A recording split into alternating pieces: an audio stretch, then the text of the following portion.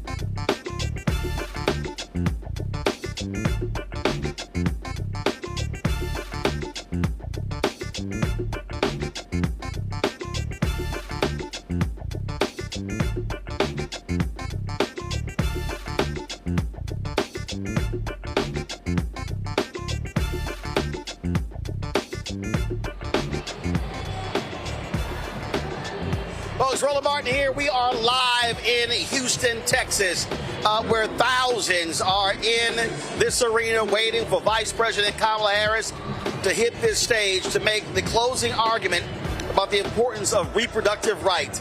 Texas is ground zero in the battle for reproductive rights. And so over the next several hours, we'll be covering this rally. A number of speakers are going to be here, including Congressman Colin Allred, who is facing down Texas Senator Ted Cruz for that 6-year term of the United States Senate. So we'll be covering this in its entirety. Folks, it is time to bring the funk.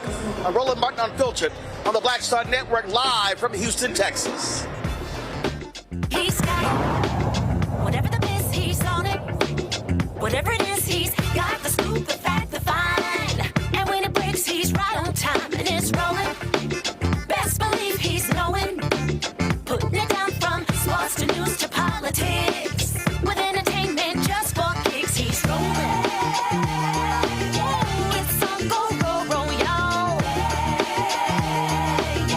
It's Roland Martin, yeah. Rolling with Roland now. He's funk, he's fresh, he's real, the best, you know he's Roland Martin.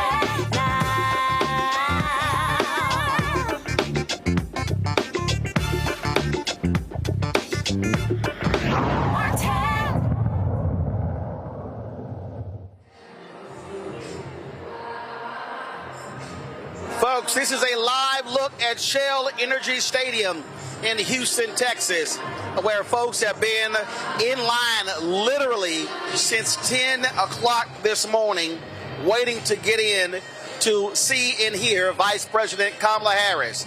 It is 11 days until Election Day, and folks are here. They still are coming in. Massive, massive lines were outside waiting in line.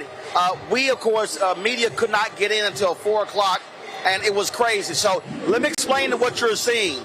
So here, this is the stadium where the Houston Dynamo play soccer. And so they have a fire marshal declaration. No one could be on that grass. And so the Harris people would have loved to fill this entire floor, but they were prevented from doing so. And so you see the floor, of course, is filling up. Seats are filling up. Folks are coming in. And again, there is a lot of excitement here in Houston to hear the Vice President make the closing argument. The focus is going to be on reproductive rights. This has been, of course, talked about a lot in the course of this election, and it is a dominant theme. And so she's doing this. She's going to be in Philadelphia on Sunday. Then on Tuesday, she's going to speak the very same spot where Donald Trump spoke, where he fired up the insurrectionists on January 6, 2021. And she makes her way to Michigan. As we say, it is 11 days. 11 days. Early voting is taking place all across the country. Ground game is essential when it comes to winning this presidency. It's all about Vice President Kamala Harris and the orange band to be the 47th president of the United States. And so there is a ton of excitement here. And so we're going to be showing some video a little bit later as we were walking the lines, as people were waiting outside to actually to see folks, but also, again, to be able to see what's going on. And so let's go back downstairs. Let's see from the floor. The pre-program is supposed to start 7:30 Eastern, 6:30 local time. That's in about 7 minutes. And so we're actually waiting on that. And so we'll see what happens. Let's do this here. I'm going to pull this up. Let's see if I can find it here. Where we go. Because, again, we were downstairs walking around. And let's do this here. And so, Anthony, do this here. Deshaun, come here. So give Anthony my phone. Let's see if we can actually, come here. Come. So let's see if we can go ahead and connect and play that video. So let's run that video back so people can see the lines. Yeah, so let's see if we can do that. And so again, folks, we're here in Houston. It is all about, again, this closing argument. Two closing arguments. Donald Trump is a threat to democracy, and this election is about protecting reproductive rights. Michael Imhotep with the African History Network show in Detroit. He joins us right now. Michael, here's the deal. Texas is not a battleground state. Texas is not a battleground state, but it is ground zero for reproductive rights. That's why they are here speaking tonight. Detroit, where you are, is critical. And listen, folks are desperate for Detroit. What I've been hearing from the campaign, if Detroit gets 51% or higher turnout, she wins this election. But folks in Detroit have got to turn out, Michael. Absolutely. People in Detroit have to turn out. There's a big galvanizing effort to get them out. I was just with Areva Martin, talk show host and CNN legal analyst on Wednesday, filming her show right here in Detroit.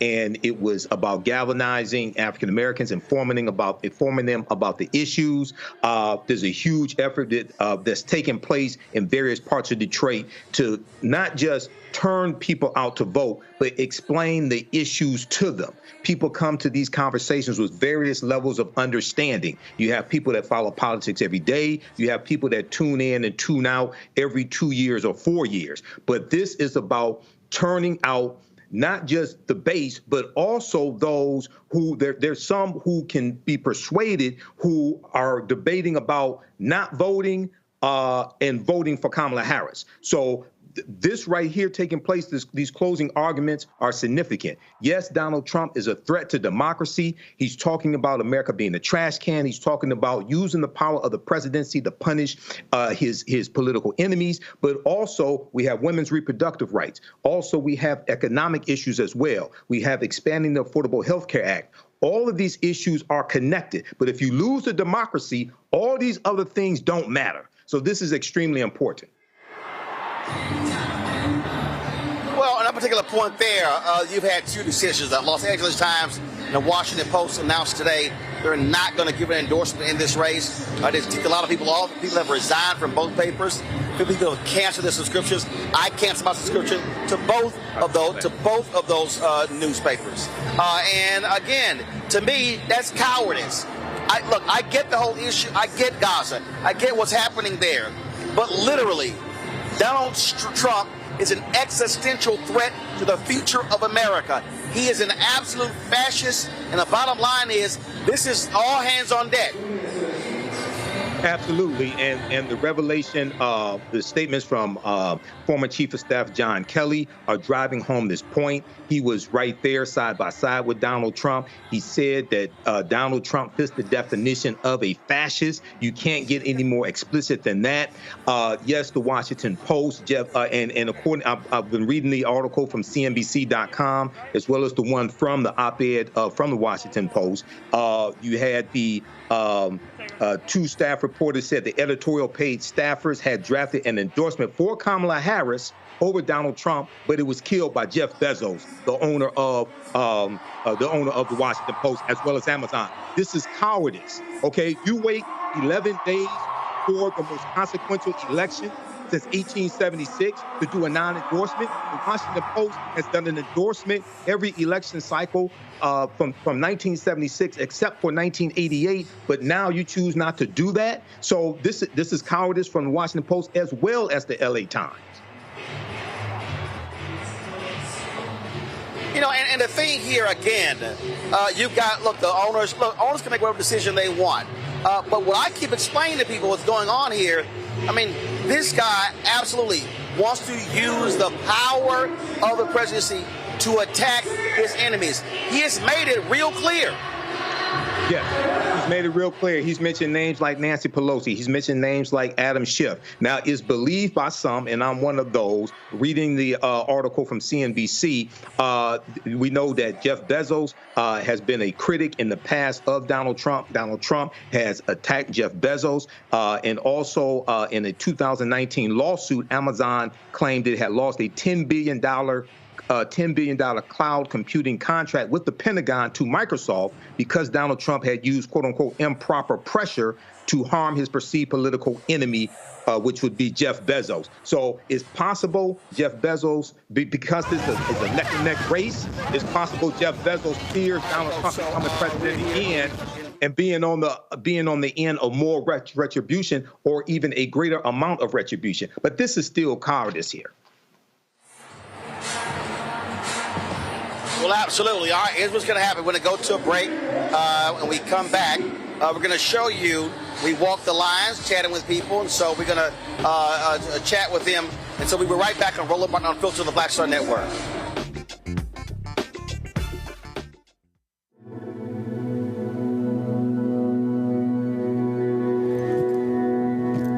Her blanket.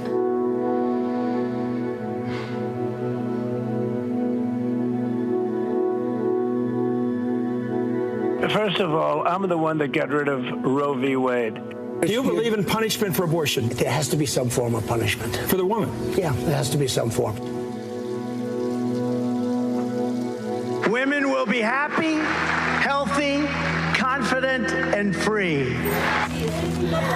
You will no longer be thinking about abortion. So all they talk about abortion. You will no longer be abandoned, lonely, or scared. You will no longer have anxiety. You will be protected, and I will be your protector.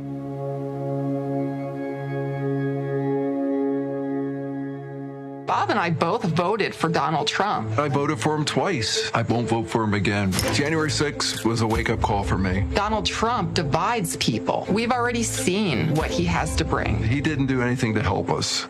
Kamala Harris, she cares about the American people. I think she's got the wherewithal to make a difference. I've never voted for a Democrat. Yes, we're both lifelong Republicans. The choice is very simple. I'm voting for Kamala. I am voting for Kamala Harris. Remember 4 years ago, black unemployment was over 10%, and Trump told us to inject bleach. But when Biden and Harris got into office, they invested in America. They took on inflation and corporate price gouging.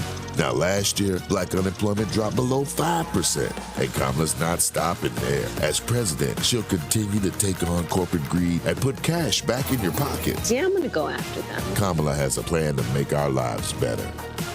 Vote Kamala Harris for president.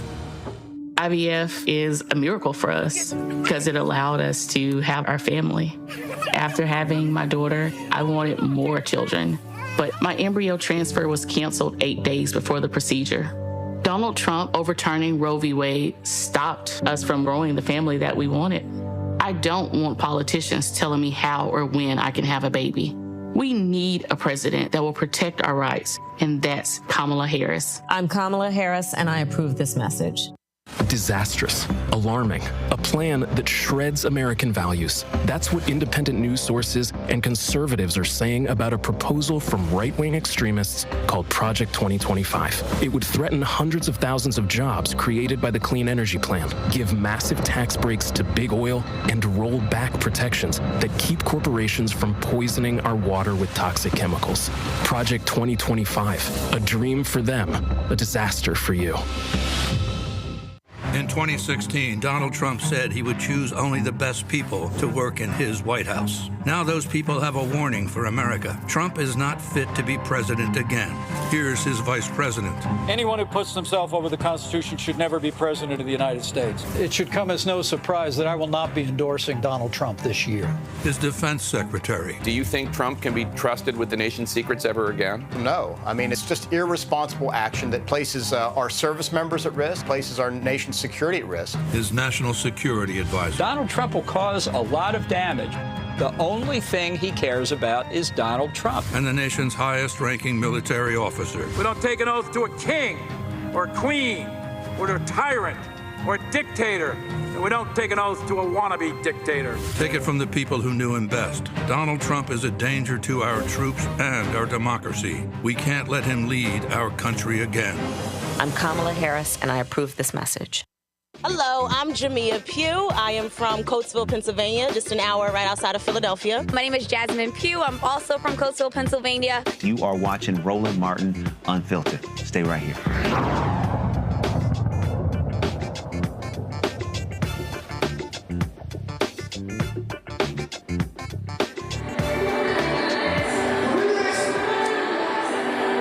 All right, folks, welcome back to Roland Martin Unfiltered. We're here in Houston for the Vice President Kamala Harris Rally, waiting for it to kick off. Folks, the moment they announced that she was coming here, 50,000 plus people signed up to attend this particular rally here. And so earlier today, before we would even get into the building, we decided to walk through the line. We just want to give y'all a sense of what that was like. So let's go ahead and roll it.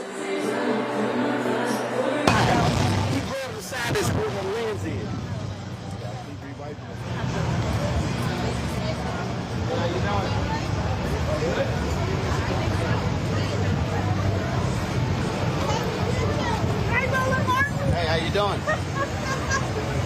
Press conference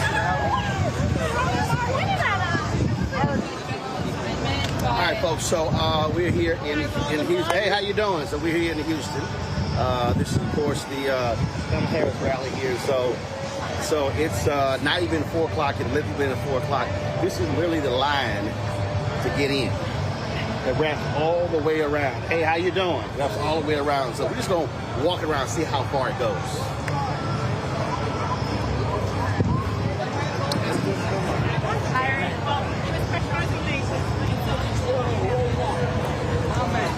Good to see you, brother. Good? Yes, sir. We'd be better if we was in there. Hey. Ready for like another 3 blocks. Y'all know this guy. Okay, yeah. All right. It goes all the way. It's not. All the way over here. Yo.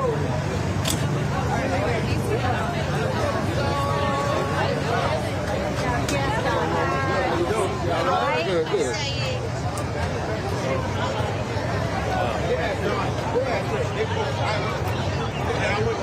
I'm looking for my water bottle. What does it look like? Hey, you guys. Harris is here. We want to make sure she gets elected. Hey, Frank, why do we do that? We met back in like getting volunteers. We met at the dedication. That's right. Yeah. How you doing? How you doing? Right. Maybe it's a troll. This line is all the way back there around. This is crazy.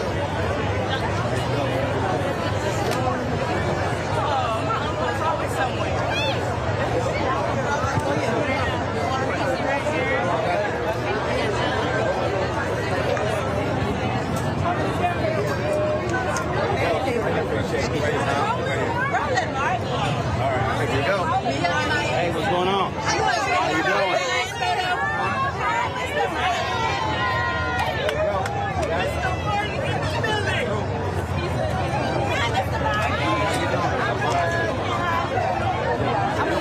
I'm so short.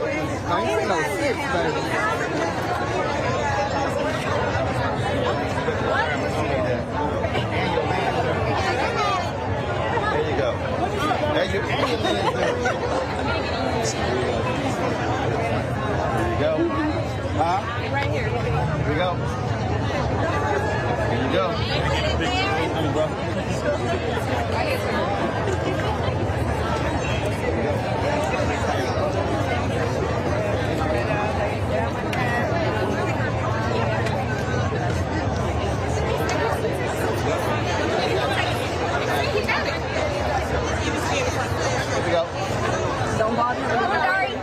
Okay. Thank you. Roland. Don't bother you while you're working? Huh? Kamsi, don't bother you while you're working? Till I call in a second. He's going to call you in a second. Hold on. Thank you, sir. Okay, Roland, hold on. Yoga hot? Hot yoga or regular yoga? So that means y'all used to all the heat. Yeah. There too.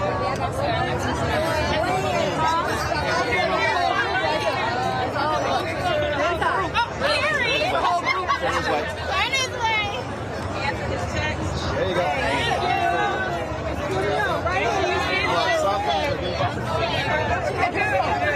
Sun's coming this way, baby. Y'all got these timers. We don't need all this. Timer slow, brother. I got it. Don't worry about it.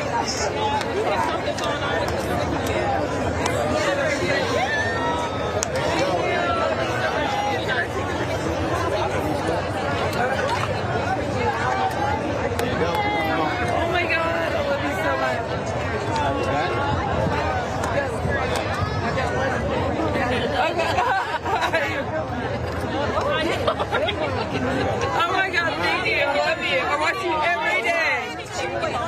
I'm all good. Shade room would be like, I'd be feeling.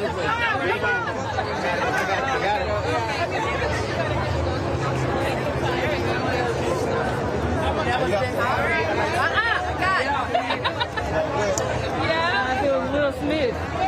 Oh, really? You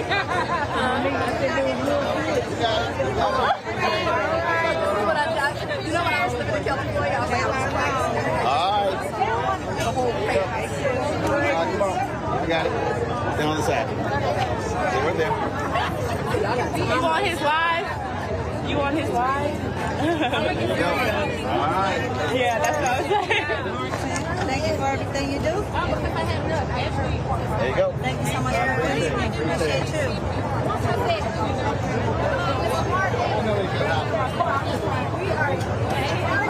Huh? You didn't bring a big hat. You didn't bring a hat. Huh? I just met her cousin. Which I got a lot of cousins. Her daughter's Ashley. Washington business last. Her daughter's Ashley. That's Angela. Yes. Yep. Yes. Yeah. Can you take a picture with you? I got 39 cousins. That's first. 72 second, 122 third. So Can you yeah. take a picture of right there? Give him the camera. Oh my goodness. Where's my camera at? That's what it's saying. That's so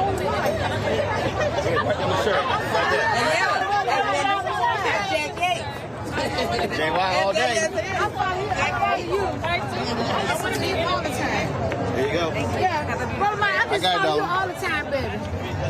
Yes, sir. There you go. Thank you.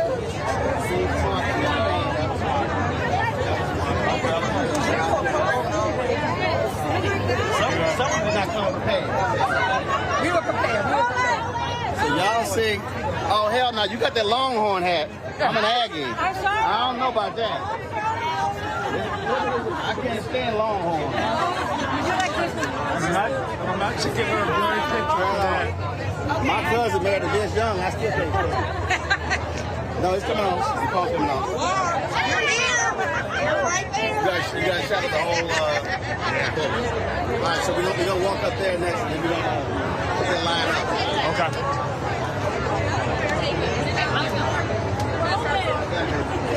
Where's the camera? Right here. That's not the camera. Turn around. Where's the camera? I'm just walking with him. Just walking. I'm a fan. That's it. What?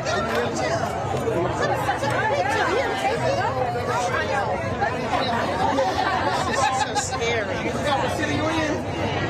Where you from? Here. You had the breeze out here.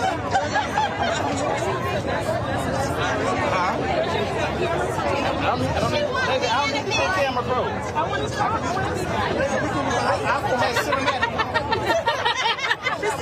Mr. Barney, she want to take a picture with you. She want to take a picture with you too. Where your camera? My husband's gonna be mad because he didn't come. I'm not going to. But now she has it.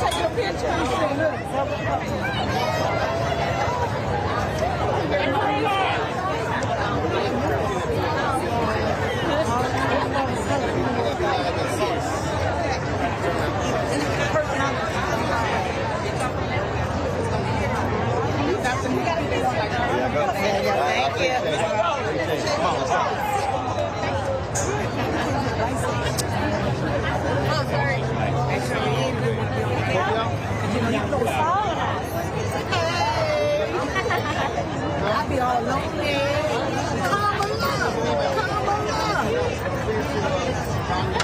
And 10 walls. And 10 walls. And Beyonce. Yay! Okay. I'm with you. Yay!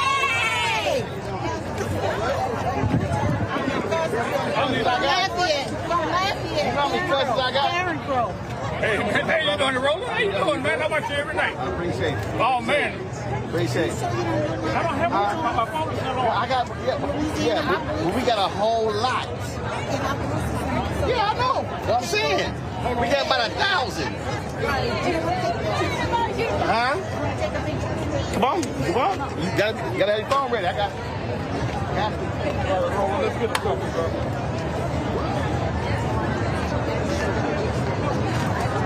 There you go. There you go. Sorry, thank you. Appreciate it, brother. Yep. There you go.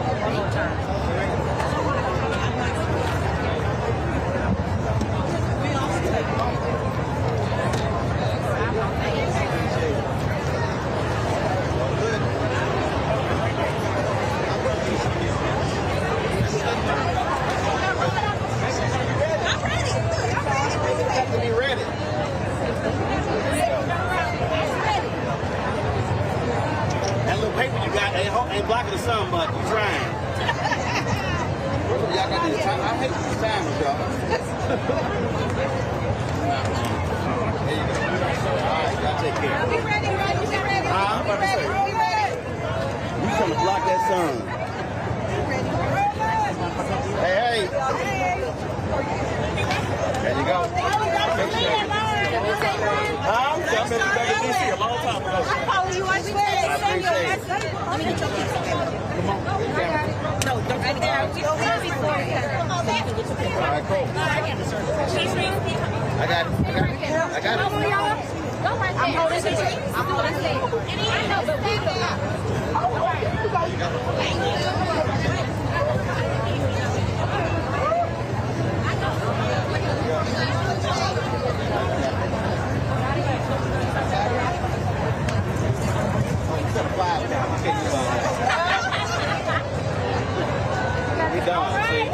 Y'all got these timers. They take too long. Come on, we gonna walk up over there. Hold up. That's going. We could like walk through the fence on that side. Come on.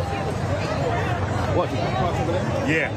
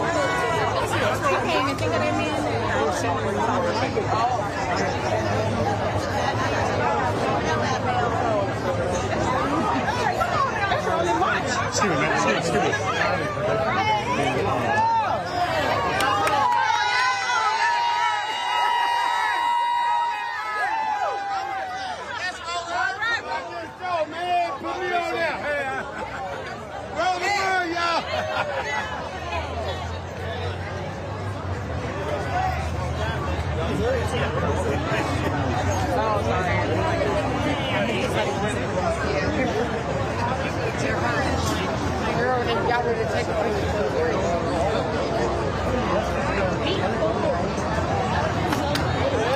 Hey, what's going on? Look, how you doing?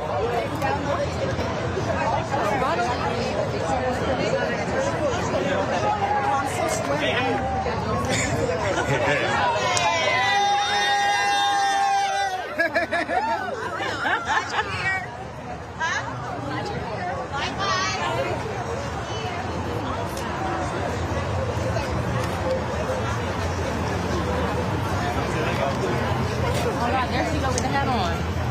Come.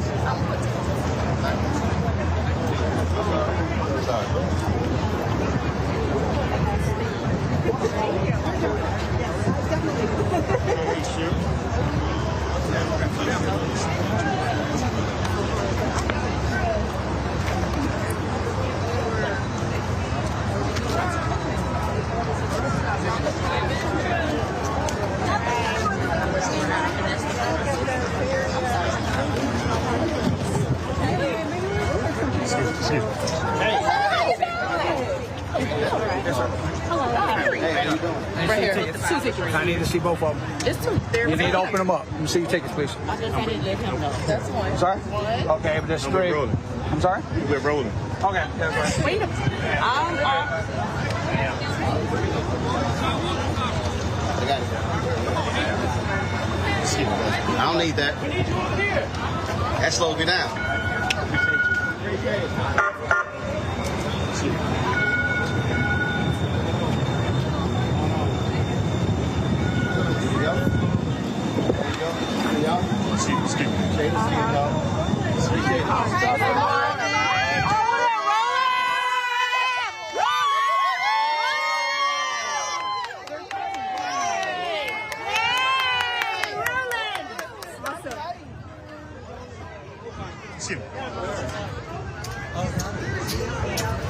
Oh, that's Roland. Oh my God, Roland. There you go. I appreciate it, bro. Yeah, come on. Thank you, sir. Appreciate it. Thanks a lot. Roland. Can I get one? Yeah. I got it, baby. There you go. I'm like, every day, Roland. Definitely on YouTube. Every day. No, you got it. There you go. Big Roland, big Roland. There you go. Roland. Wait, I want it. Roland. Roland. All right. There you go. Thank you, Roland. Cool. Yeah. Hey, Roland, I've been trying to get to you. Well, I'm right here. I'll be here. I'll tell you where I am. How's that coming? When, I got it, baby. I got it. Let go.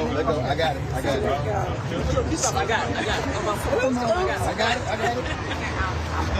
Let me get up here. There you go. Know your cousin, the Bombay. There you go. Appreciate it. Thank you. Glad you're here, Roland. We'll be broadcasting. Live today? Okay. Yep, we'll go live at 6 o'clock. Okay. Yep. Hashtag when we're black again. I'm sorry about that. That's okay, honey. I say hashtag when we're black again. We have a bomb on Sunday's call. This is hashtag, yeah. We have a bomb on Sunday's This is black man call. Okay. Come on. We know you got to come. You should have been Obama's communication director. You don't want me. That's a pay cut. Go ahead, man. Get that spell.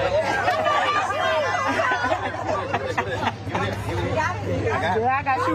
That's good.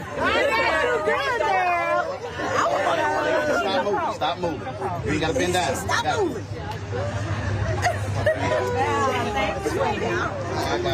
Thank you, sir.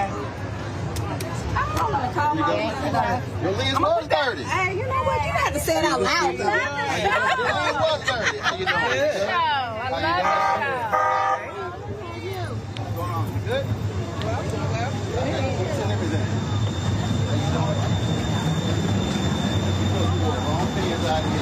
How y'all doing?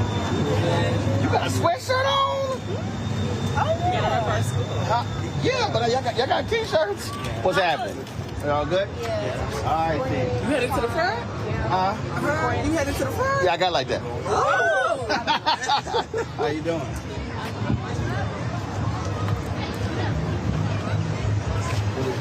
You got that?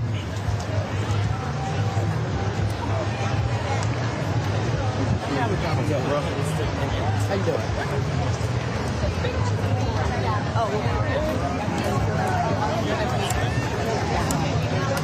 Two hands, Doc. Two hands.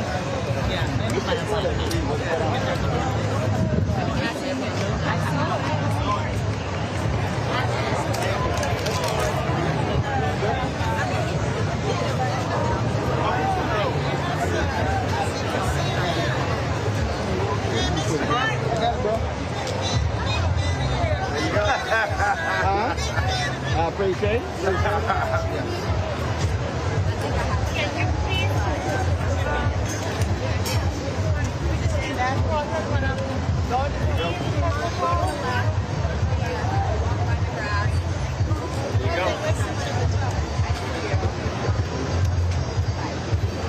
I see Roland with his big head. Yeah. Mr. Morton, how you doing? How you doing? You all good? I got it. I got it. Come on. There you go. All good. What's up, bro? There you go. All right. What's going on, though? What's up, bro? All right.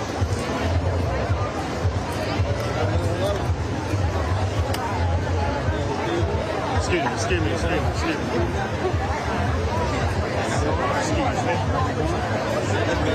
going on? You good? How's it going? Beyonce said hi. Excuse me. They're not until 4 o'clock. They've been holding press till 4 o'clock. Excuse me. I don't care. I still want to get in. I know that, but not until 4. Excuse me. How you doing? You good? How you doing? How's up, bro? Good? How you doing? Good. All the way.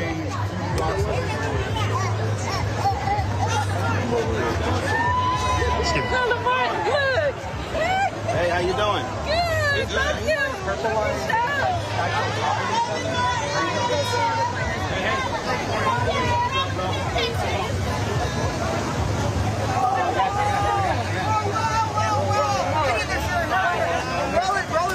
Let me get you some extra.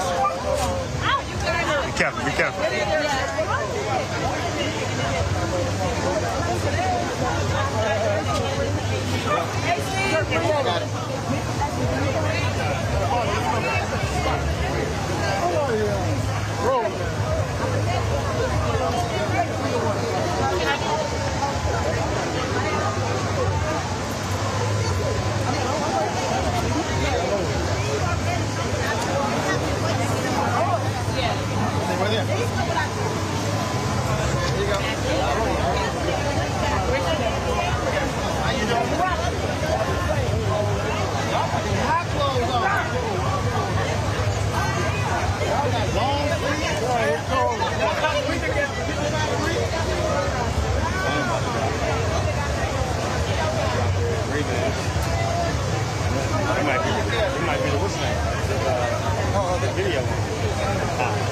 Metabands. Yeah. I think Metabands coming up.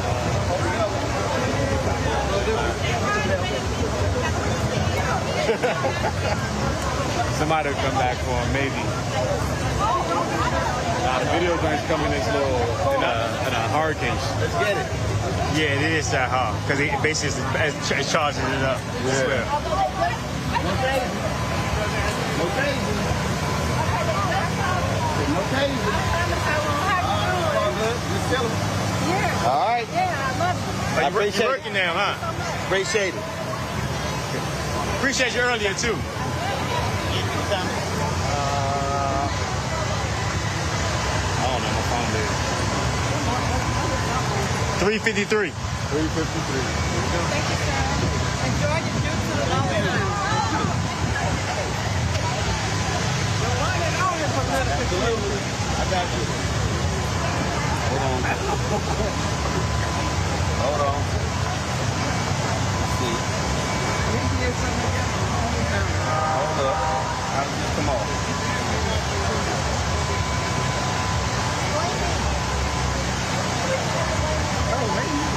Smile, here you go.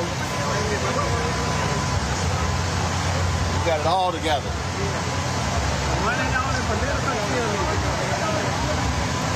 There you go. All right, put it back on.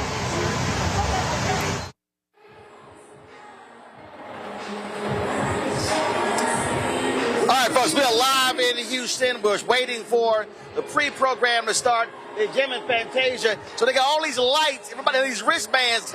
Go to that shot, y'all. And so you can actually see this whole stadium is lit. It has been nothing but a party here. Do understand, people are still, the line is still wrapped around this stadium. Folks are still trying to get in here. This is one of the largest rallies in America in this election season. There were 20,000 last night in Atlanta. You've got thousands, almost 20,000 here. They are fired up for Vice President Kamala Harris. Listen to them.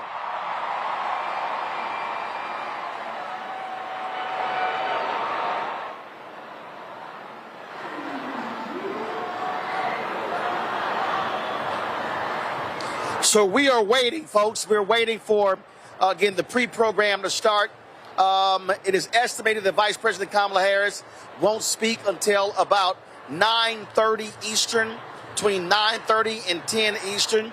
And so this was supposed to start, the pre-program, at 6:30. It is now 7:04. And so we are here. And I want y'all to understand, I mean, this is why the Black Star Network matters. And this is why our fans matter. I mean, all of y'all on YouTube, man, hit that like button. If y'all are watching on the app, absolutely. It is electric here. And so we wanted to be here. And so let me tell you, we were last night at Edward Waters University in Jacksonville. And so when we finished, we packed up. Deshaun Smith, our driver, he got in the car, drove 12 straight hours to Houston in order for us to have the Secret Service sweep our gear. We raced, we got it in here. They shut the whole stadium down. They did a whole entire security sweep. Then we came in here and set everything up. And so it's just amazing to be here. And I can tell you, we're likely at about 18,000 right now. And so do this here. So I was telling you earlier, Brett, give me a shot of the grassy field. So so the deal is, the fire marshal said they could not have people on the grass. I think they're trying to protect half of the soccer field. But the bottom line is that's what's going on. That's what's going on. That's what's going on right here. And the Harris folks would have loved to have people even on the grass area here, but they were not allowed to do so. And so they would have packed this whole joint out. 55,000 people. They announced this on Tuesday. They were coming here. In the first 24 hours, there were 55,000 people that registered to come to this rally. It is absolute excitement happening here in Houston. Folks are excited about this race. When you look at the polling data, bottom line, it is a tight race. What I keep saying, Michael Imhotep with the African History Network shows with us. Michael, I keep telling people, you cannot focus on the national polls. You must look at the state by state. So what's happening in Michigan and Wisconsin and Pennsylvania and North Carolina and Georgia and Arizona and Nevada.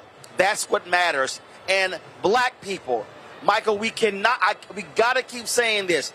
I need black people to understand, if black people turn out in Detroit like they did in 2008 for Obama, if black people in North Carolina turn out like they did for Obama in 2008, if black people turn out in Georgia like they did in 2020 for Biden-Harris, if black people in Milwaukee turn out like they did in 2008, Vice President Kamala Harris will absolutely be the 47th president of the United States. And I need black people. I mean, look, Gary Chambers has been pleading with black people in Louisiana to come out and vote.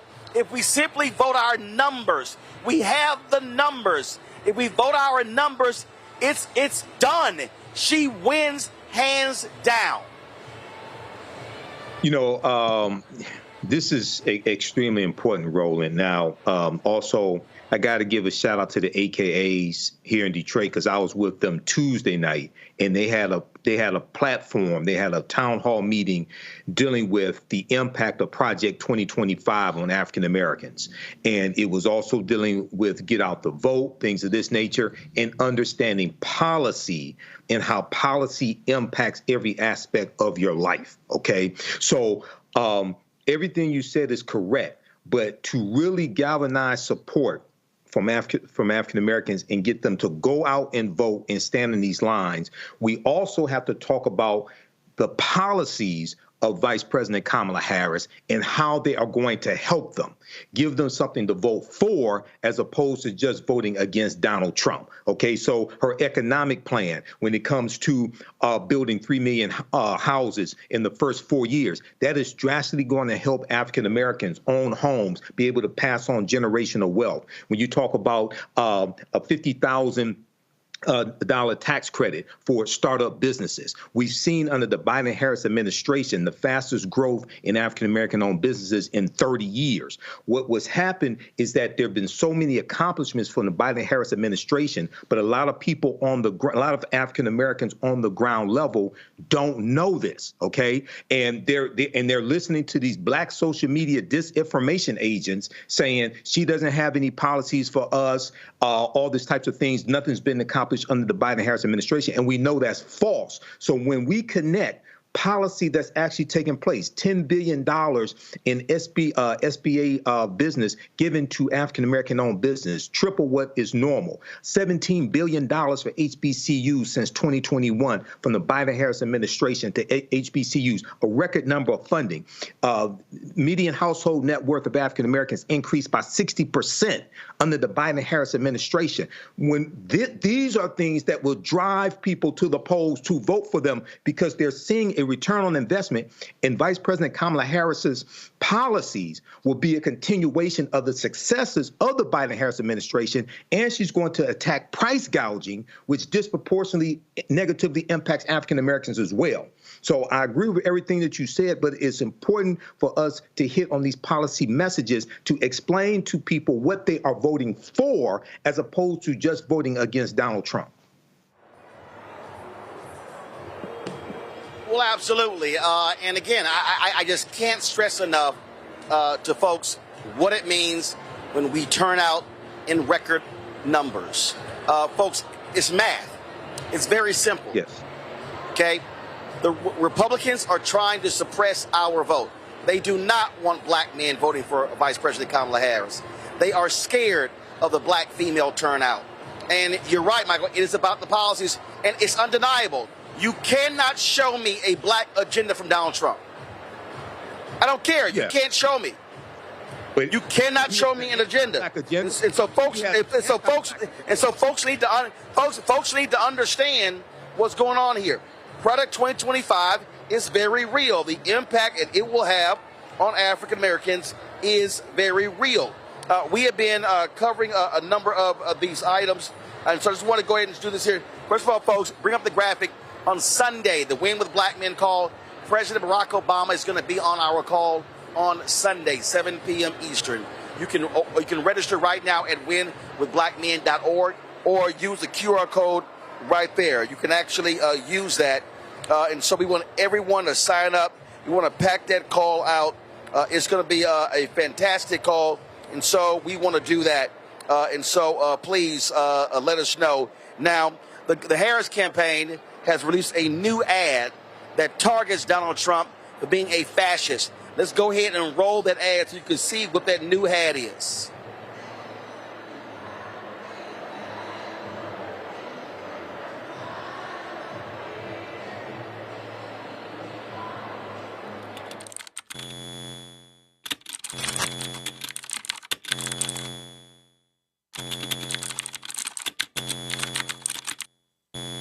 Do you think he's a fascist? Well, he certainly falls in into the general definition of a fascist. It's a far-right, authoritarian, ultranationalist political ideology and movement characterized by a dictatorial leader.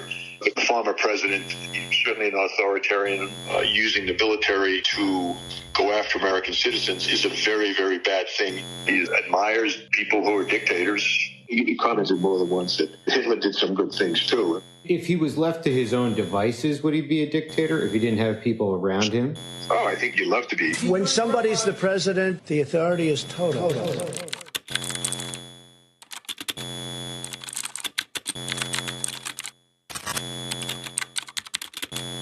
I'm Kamala Harris, and I approve this message. So you have that ad. They also have dropped a new ad showing how unhinged Donald Trump is. Let's roll that one.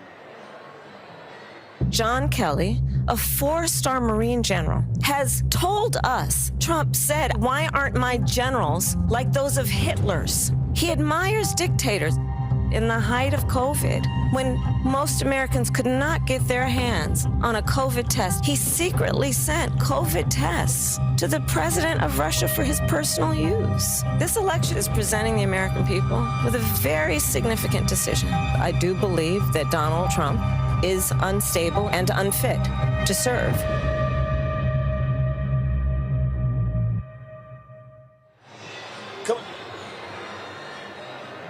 So, folks, you see exactly what the Harris campaign, what their goal is in terms of how they're trying to target Donald Trump. They're really making two closing arguments. One, him being a fascist, him being unhinged, and the other, the fight to protect reproductive rights in this country. And so that's the two closing arguments you're going to hear from the campaign in these 11 days. This rally here in Houston, it is all about that. It is all about the issue of protecting reproductive rights. That's why they are here in Houston, Texas, making the argument. So it is, again, there's a lot of anticipation for this to begin. The pre-program, the first speakers were supposed to start at 6:30, but that obviously that has not happened. We're about 45 minutes behind.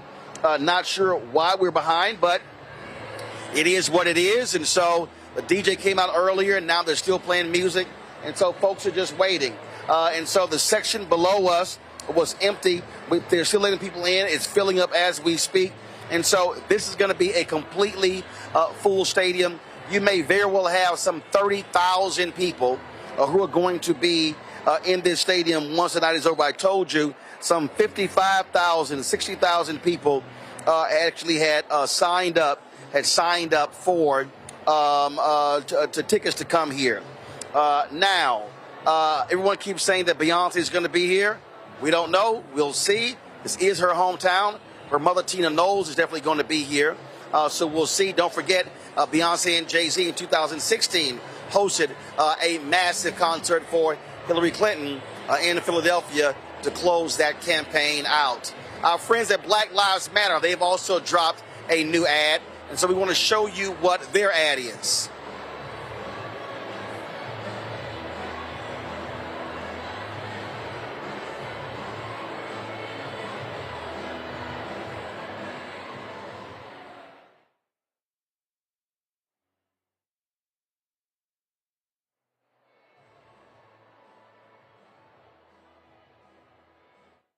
Years ago, black unemployment was over 10%, and Trump told us to inject bleach. But when Biden and Harris got into office, they invested in America. They took on inflation and corporate price gouging. Now, last year, black unemployment dropped below 5%, and Kamala's not stopping there. As president, she'll continue to take on corporate greed and put cash back in your pockets. Yeah, I'm going to go after them. Kamala has a plan to make our lives better. Vote Kamala Harris for president.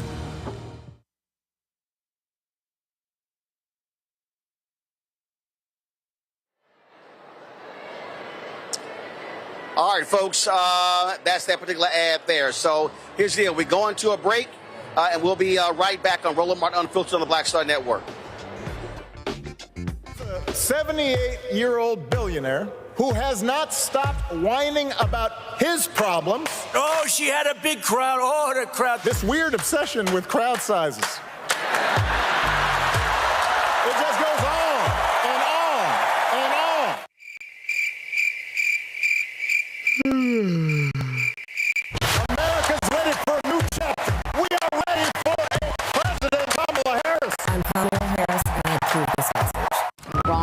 5 teenagers were arrested, tried, convicted, and sent to prison. No men were exonerated. What he did to us, he tried to end us. Of course I hate these people. So-called the Central Park 5. Calling for execution. And let's all hate these people. We cannot have this man go into office again. I want society to hate him. We were innocent kids. The confessions were coerced.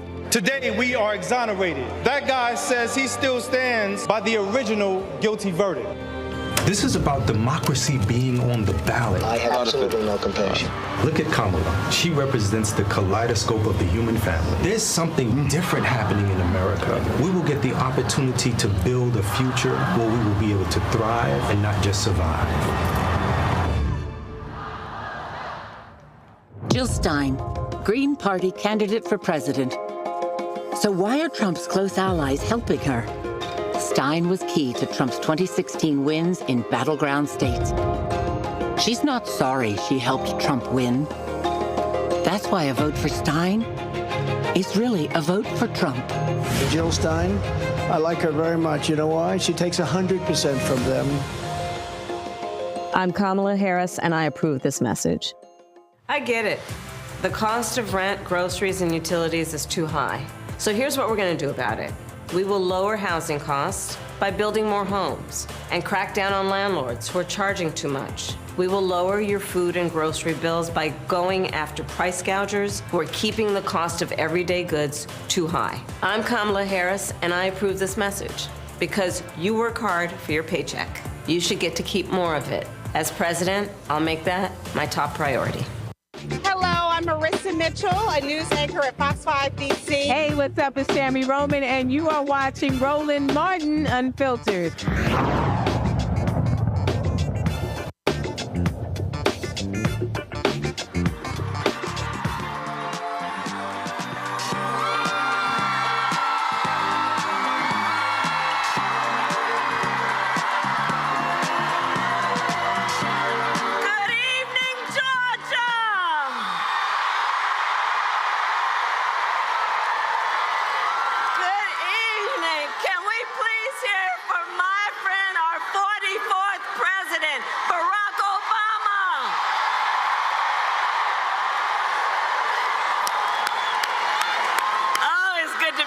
In Atlanta.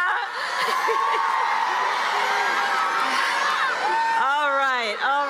So, I love you too.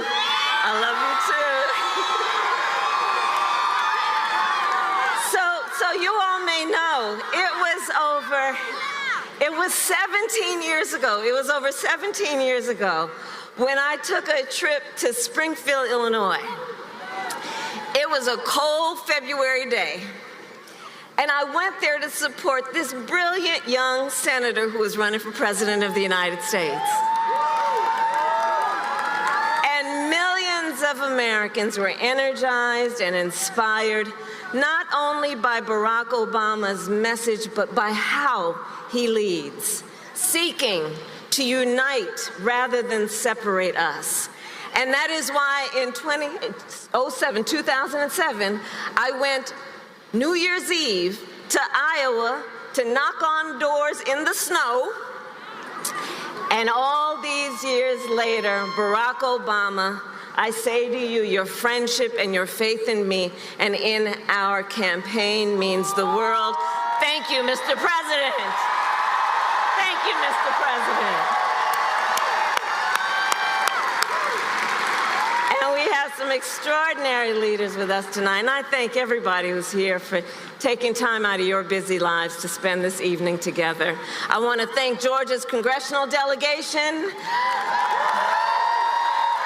all the local and community leaders who are here with us. Let's please give it up for Samuel L. Jackson, Spike Lee, Tyler Perry, and the great American poet Bruce Springsteen.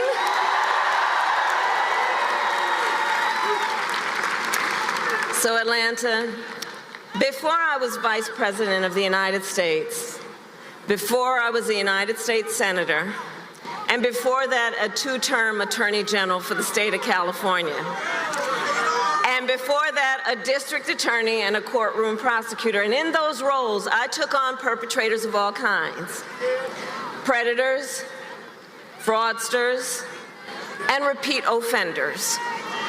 I took them on, and I won. Well, Georgia, in 12 days, it's Donald Trump's turn. It's his turn. Just 12 days left in one of the most consequential elections of our lifetime. And I don't need to tell you, voting has already started. And everybody here knows it's going to be a tight race until the very end. So we have a lot of work ahead of us. But we like hard work. Hard work is good work. Hard work is joyful work. And make no mistake, we will win. We will win. We will win. Or as a certain former president would say, yes, we can.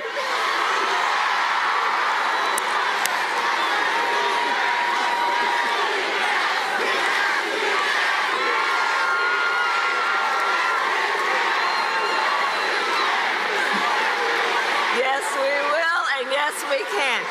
And here's why we're going to win. We are going to win because we together are fighting for the future. We are fighting for the future. We here understand we have an opportunity before us to turn the page on the fear and divisiveness that have characterized our politics for a decade because of Donald Trump.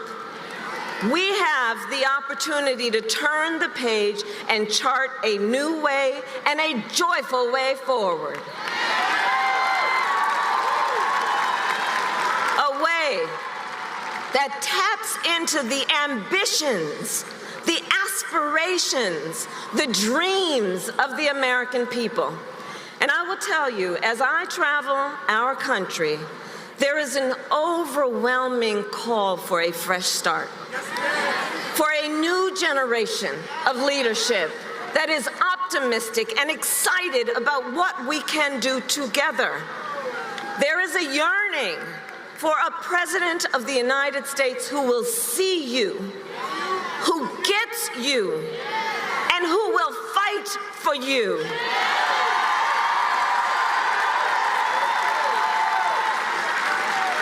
In my whole career, I have put the people before partisanship. I never once asked somebody, are you a Democrat or are you a Republican? Instead, I always asked, how can I help you?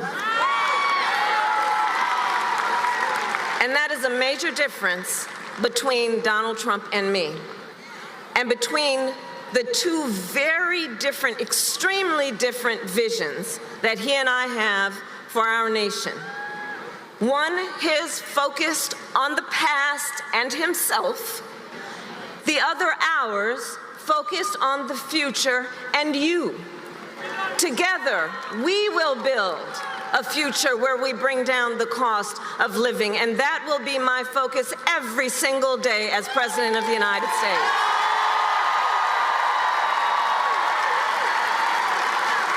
Because look, while inflation is down and wages are up, prices are still too high. You know it and I know it. And unlike Donald Trump, who had $400 million served to him on a silver platter and still managed to file for bankruptcy 6 times, he talks about being a good businessman. Come on. Unlike him, I grew up in a middle-class neighborhood with a working mother who kept a strict budget and did everything she could to make sure my sister and I had all that we needed.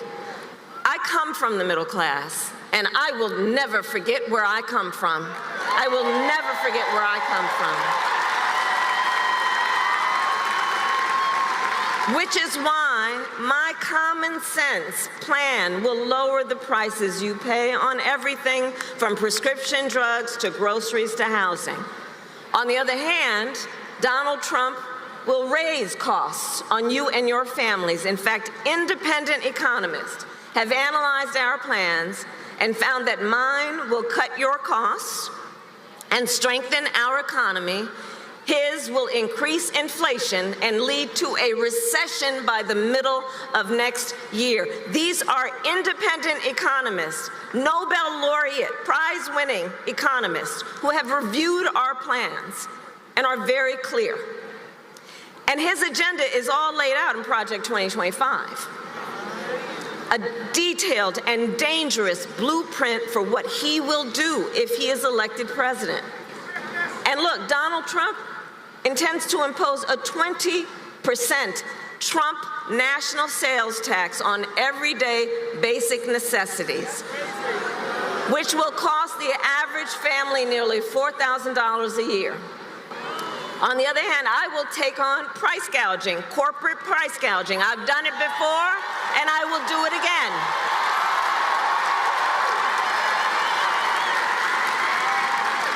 Donald Trump will give massive tax cuts to billionaires and the biggest corporations, exactly like he did the last time he was president.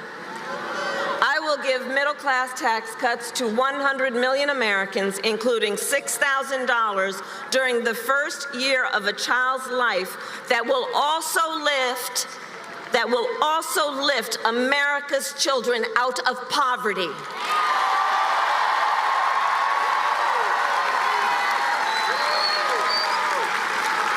Donald Trump will get rid of the $35 cap on insulin for seniors. He will cut Medicare and Social Security. In fact, economists have reported he will bankrupt Social Security in just 6 years.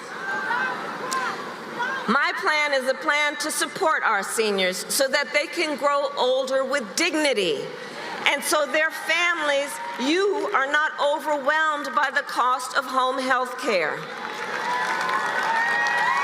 And on top of that, my plan will bring down the cost of housing, cut taxes for small businesses. Where are the small businesses in the House? You are the backbone of America's economy, all of you. And we will lower health care costs because I believe health care should be a right and not just a privilege of those who can afford it.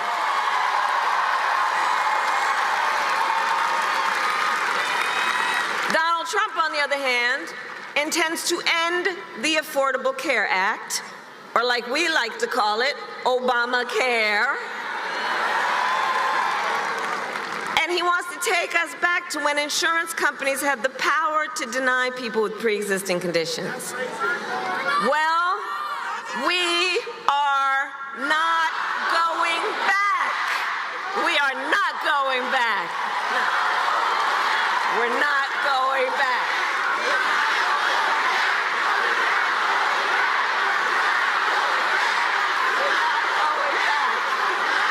We're not going back. No, we are not. Because we will move forward, and it is time to turn the page.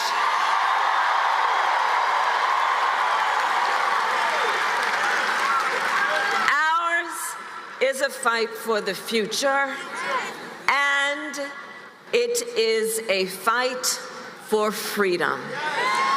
For freedom, like the fundamental freedom of a woman to make decisions about her own body and not have her government tell her what to do. And we remember how we got here. Donald Trump hand-selected 3 members of the United States Supreme Court with the intention that they would undo the protections of Roe versus Wade, and they did as he intended. And now, in America, 1 in 3 women lives in a state with a Trump abortion ban.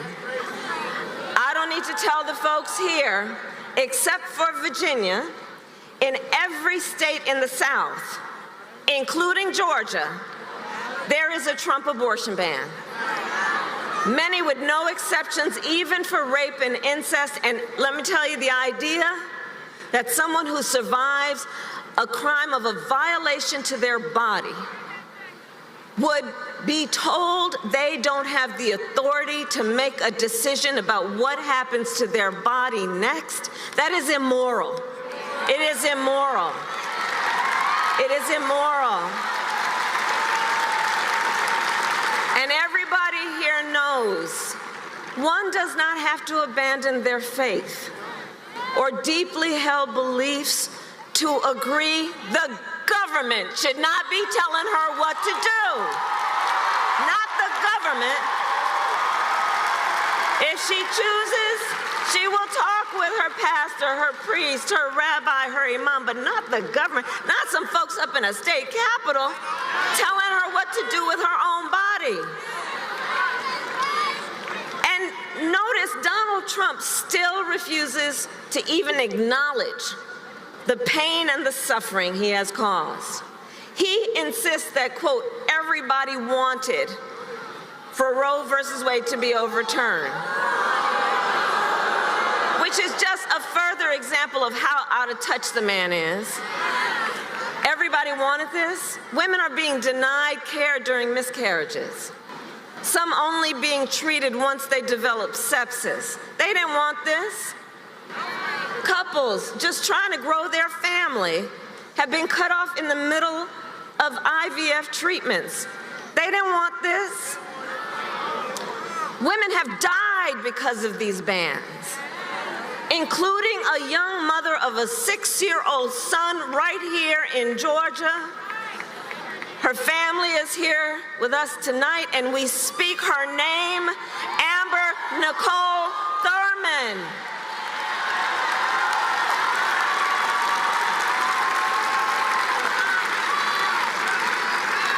And you all have heard me say, look, I do believe Donald Trump to be an unserious man.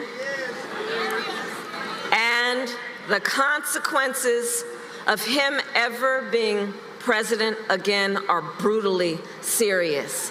These are just some of the consequences of the Trump abortion bans and what he does and what he's likely to do. And I pledge to you, when Congress passes a bill to restore reproductive freedom nationwide, as President of the United States, I will proudly sign it into law. Proudly.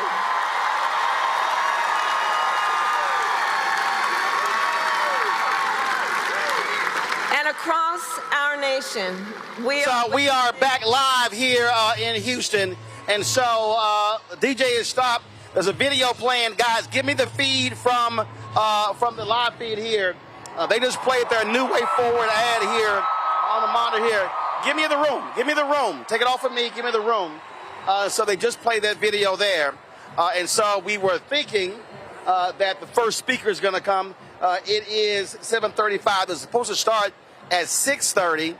And so if you see the stage is fully lit. And so we were thinking that someone's coming out. And looks like we are getting our first speaker.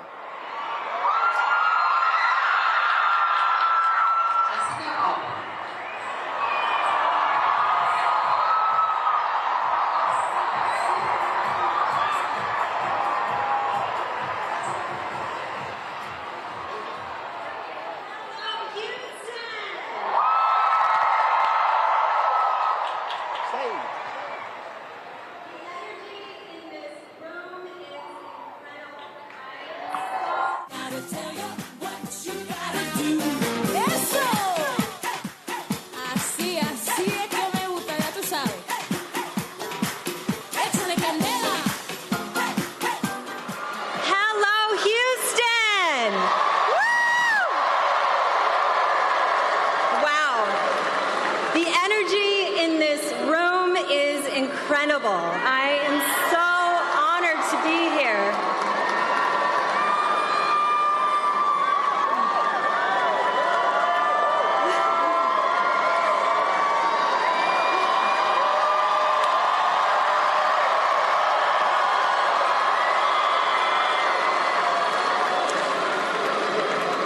My name is Jessica Alba.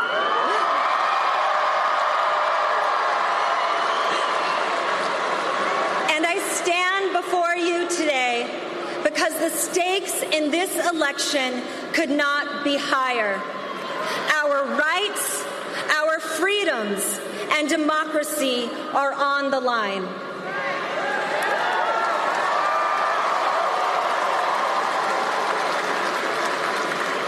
My father was in the Air Force.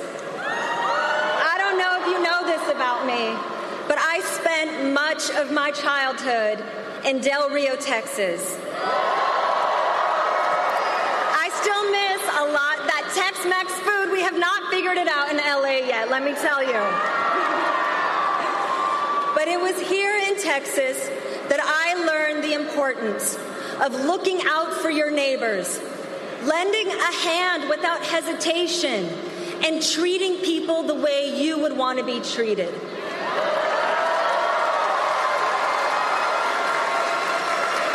It's this Texas spirit of compassion, generosity, and unity, along with my strong Mexican-American family values,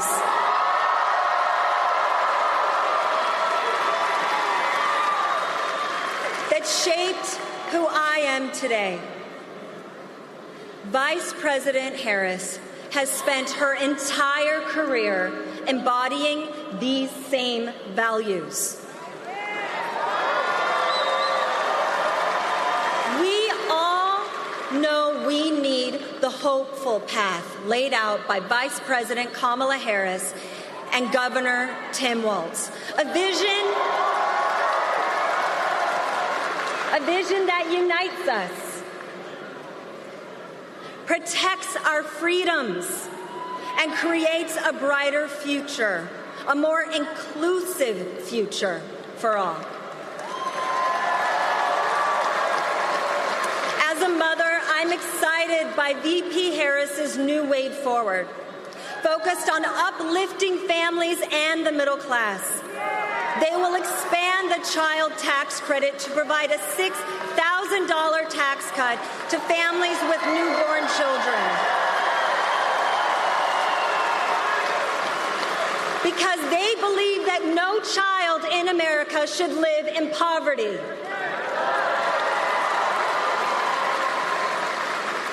As an entrepreneur, I am inspired that as part of her opportunity economy agenda, Kamala is fighting to help small businesses and entrepreneurs innovate and grow by expanding the startup expense tax deduction for new businesses from $5,000 to $50,000.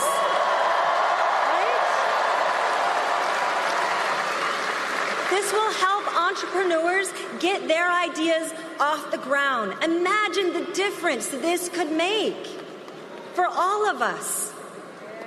And as a woman, I know we need a leader like Kamala Harris, who is dedicated to protecting reproductive freedom.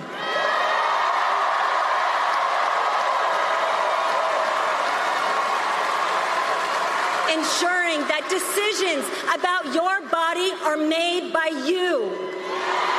Right? Never by the government. Because Kamala Harris understands that protecting reproductive freedom isn't about politics. It's about our right to choose.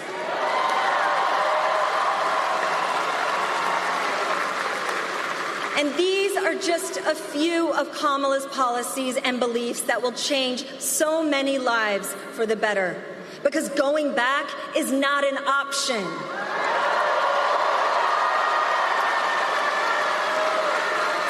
Kamala Harris doesn't just want Houston, Texas to survive.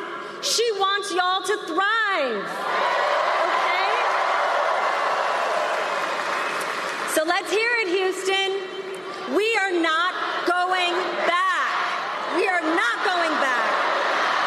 Woo! Not going back. Not going back.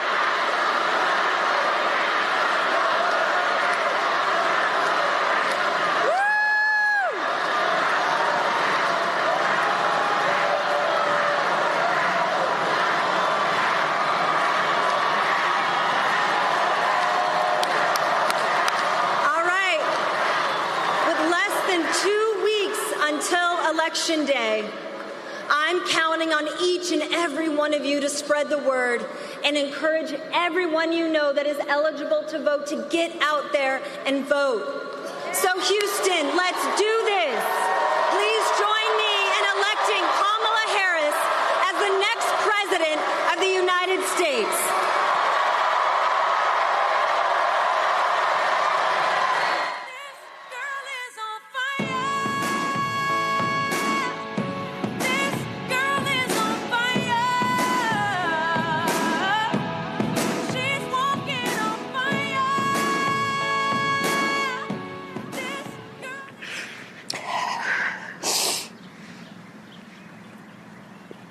I know they say be strong in the Lord, but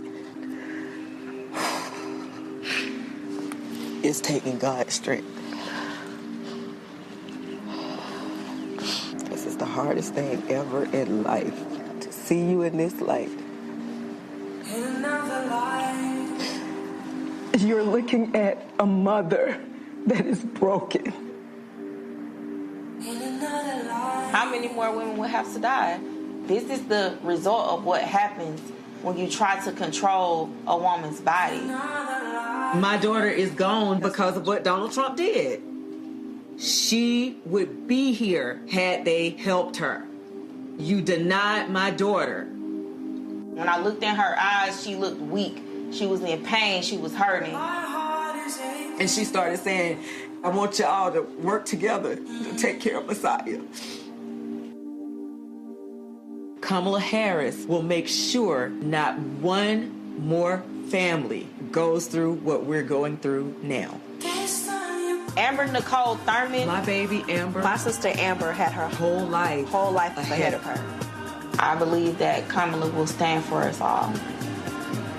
I'm Kamala Harris, and I approve this message. Please welcome Dr. Todd Ivy. American girls, there's no mercy in a man's world.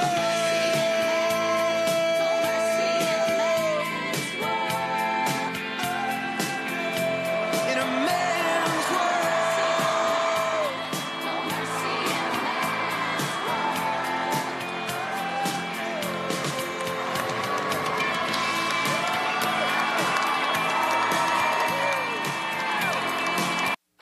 Good evening, everyone.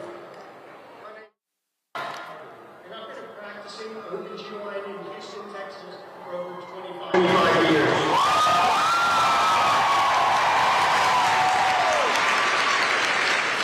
I want to acknowledge my colleagues here with me tonight who courageously continue to fight in Texas for reproductive freedom for all patients.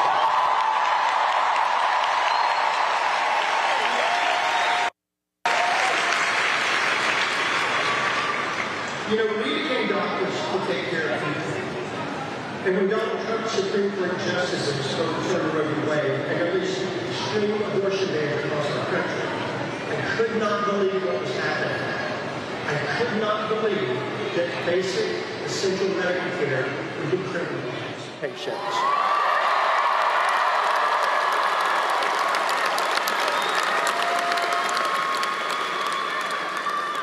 You know, we became doctors to take care of people.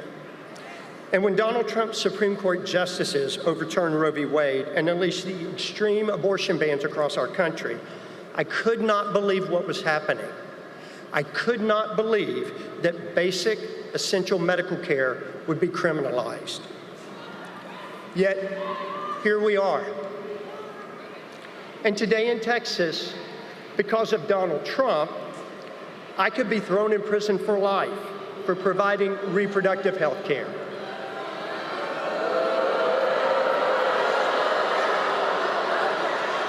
And as a result, many of my patients with tragic pregnancy complications have been forced to flee our state to get the health care that they need and that they deserve.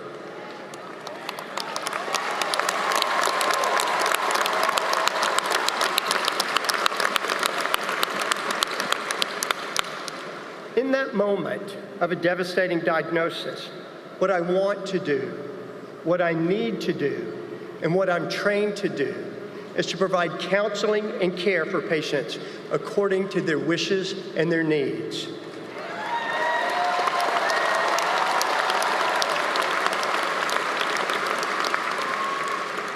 But these laws are designed to handcuff me, literally. As a physician, I cannot describe the anguish of not being able to help my patients and the fear of spending the rest of my life behind bars.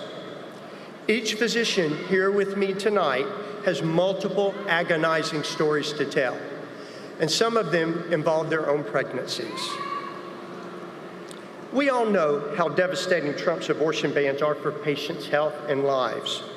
Data have shown that since our state enacted these abortion bans, maternal mortality has worsened. To put it bluntly, women are unnecessarily becoming ill and dying.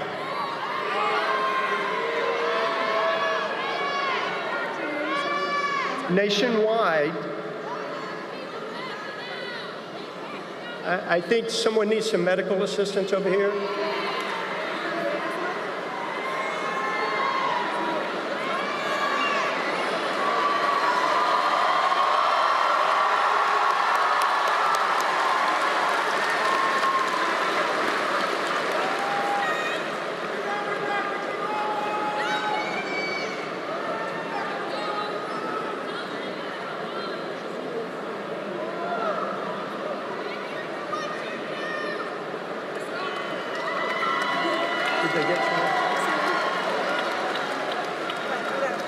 Are they getting someone?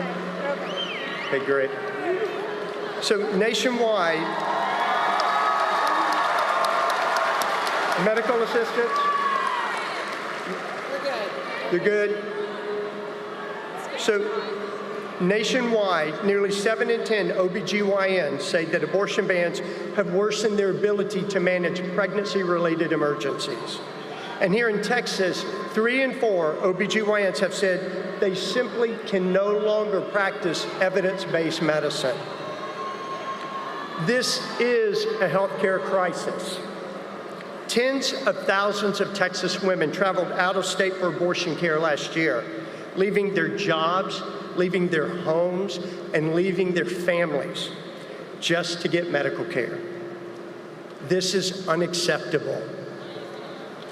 And this is cruel.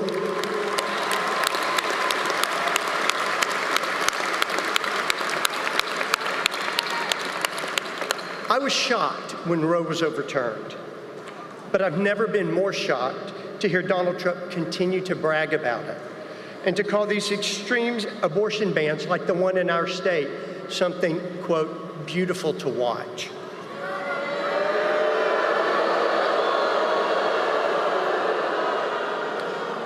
As a physician on the front lines in Texas, I'll tell you, what's happening here is not beautiful. It's devastating, and we must stop it.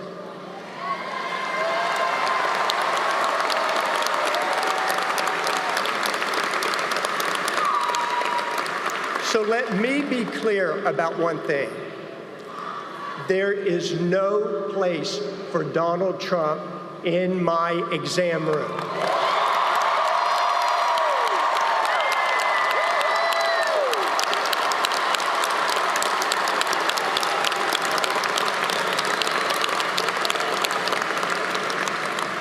And that's why I am proud to be supporting Vice President Harris.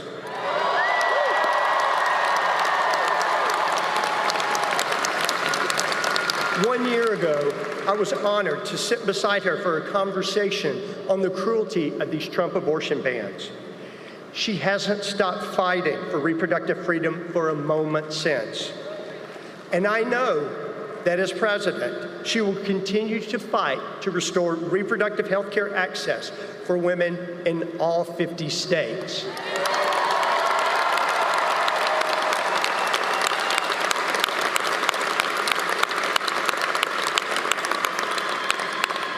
So this November, health care is on the ballot in all 50 states. We need to vote like our lives depend on it.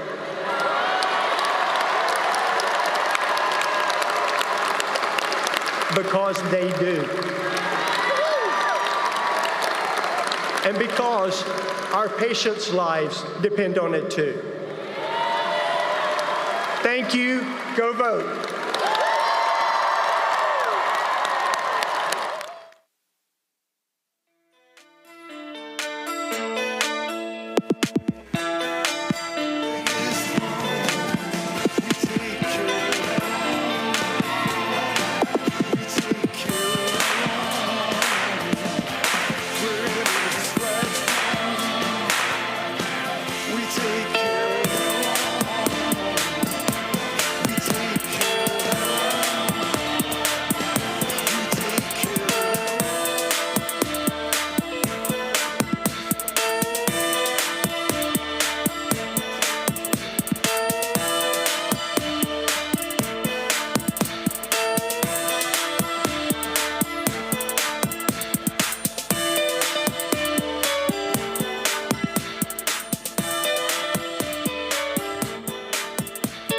So, folks, I hope you get a sense of what you're seeing here. So you've had about 20 doctors who were on stage there, OBGYN, talking about the importance of reproductive rights and how doctors will be making the decision. Now, what's playing right now is one of the reproductive ads. And so that's really what this whole focus is. We're here in Texas because Texas is ground zero for the battle over reproductive rights, the Texas abortion ban, and there's been a dramatic increase in the number of children who have died in Texas since Roe v. Wade was overturned. And so this whole rally is really about making this the centerpiece. So this is one of the two closing arguments being made by the Harris campaign. And so that's why you're seeing that. So let's go back to the main stage for the next speaker. Girls and women all over the country have lost the right to choose, even for rape or incest. Donald Trump did this. He took away our freedom. I'm Kamala Harris, and I approve this message.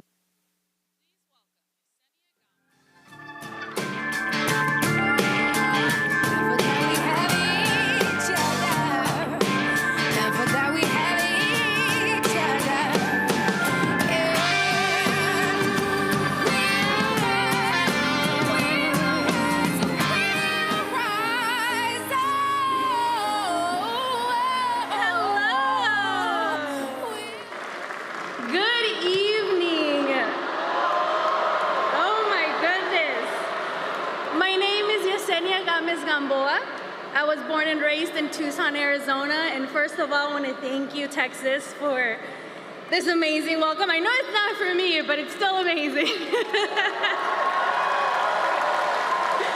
Thank you so much. So tonight, really quickly, I'm just here to tell you a little bit about my story. In October of 2021, 2 weeks after my husband left for deployment, I actually found out I was 4 weeks pregnant. But very quickly, we figured out that there was something wrong. And after 3 weeks of medical tests, blood tests, ultrasounds, and everything in between, my doctor told me that I had an ectopic pregnancy at 7 weeks. My ectopic pregnancy was in my left fallopian tube, and if left untreated, it could burst and lead me to need emergency surgery.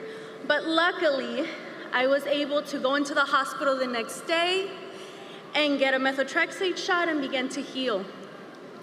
However, few months later, 6 or 7 months later, the Supreme Court that was hand-picked by Donald Trump overruled Roe v. Wade.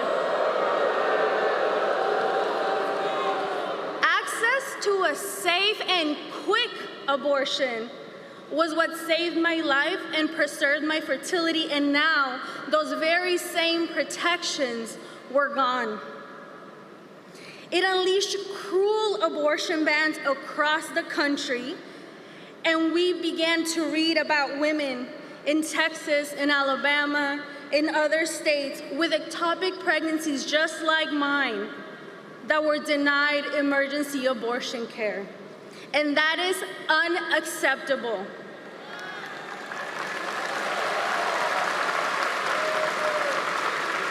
Now, that was 3 years ago, almost to the day actually.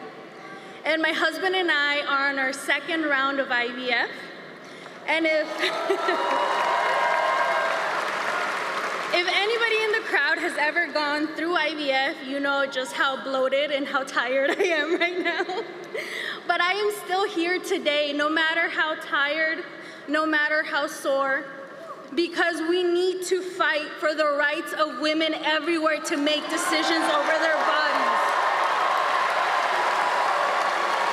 Earlier this year, my husband and I watched in horror as the Alabama Supreme Court made a decision that put IVF in danger in the state.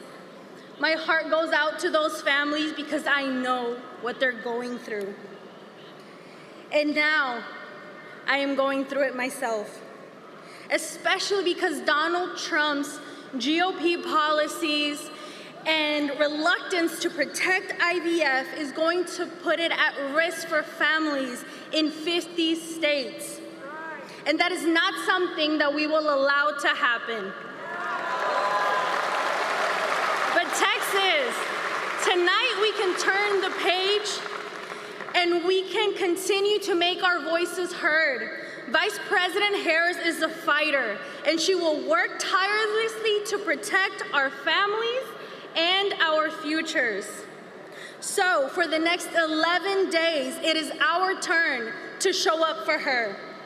Knock on doors, speak to every family member out there, have the awkward conversations, and leave it all in the field because our lives and our futures depend on it. I trust women to make decisions over their own bodies, and I trust Texas women to tell men like Ted Cruz, J.D. Vance, and Donald Trump that they are done. Their turn is over. This November, we will all come together and make our voices heard and elect Kamala Harris as the next President of the United States. Thank you and good night. Working 5 to 9 and 9 to 5. Then it's your dream just to want to shatter. You just a step on the boss man ladder. You got dreams you never take away. Never take away. You're on the table with the money you friends. Wait for the day your ship will come in. I'm gonna turn this over, roll your way. Working 9 to 5, 9 to 5, living barely getting by. I'm so tired of giving. They just use your mind.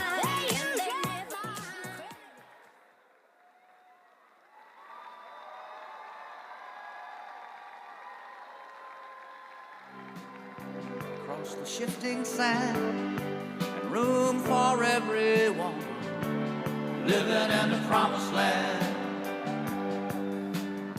So they came from the distant isle, nameless one, faithless child. Democrat, a legend in this state, a legend in this country, and he's 91 years old. Willie Nelson is 91 years old.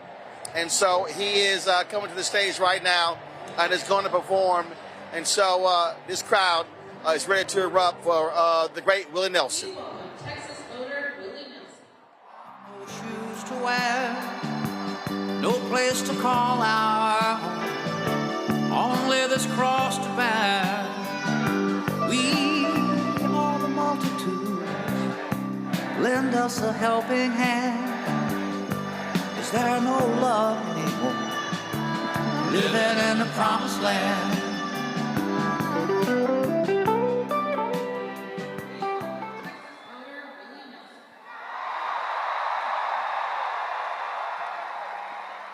Hey, how y'all doing? We ready to say, Madam President?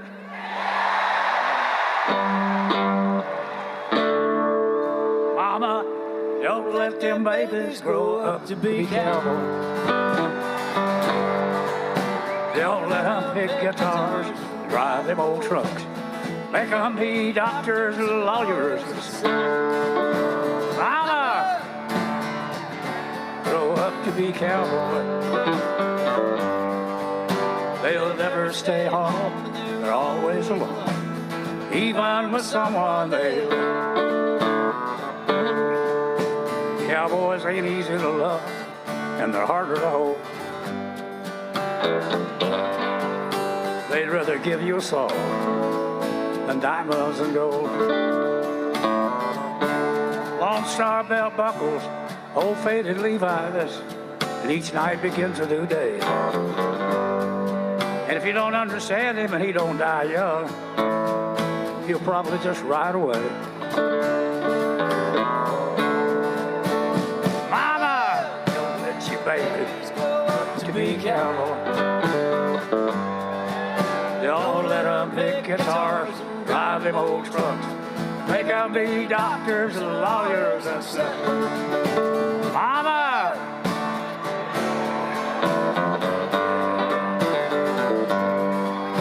They'll never stay home, they're always alone, even with someone they love. Cowboys like smoky old pool room and clear mountain mornings. Little warm puppies, the children and girls of the night. Them that don't know him won't like him, and them that do sometimes won't know how to take him. He ain't wrong, he's just different. His pride won't let him do things to make you think he's right.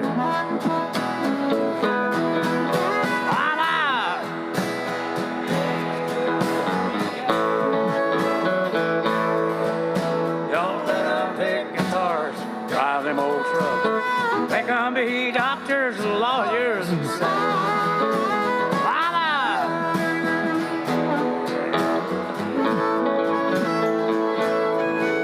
They'll never stay home and they're always alone, even with someone they love.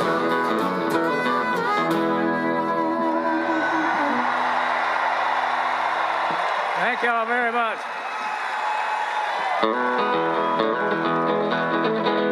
On the road again. I can't wait to get on the road again. The life I love is making music with my friends. I can't wait to get on the road again. On the road again. Going places that I've never been. Seeing things that I may never see again. I can't wait to get on the road again, everybody say. On the road again. Like a band of gypsies, we go down the highway. We're the best of friends. It's just sing that the world keep turning our way. Our way. I hear you.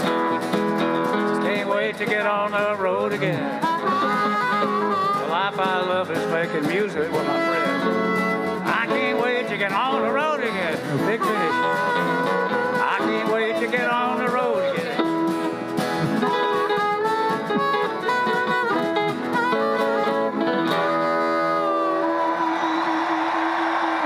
Thank you all very much. Thank you.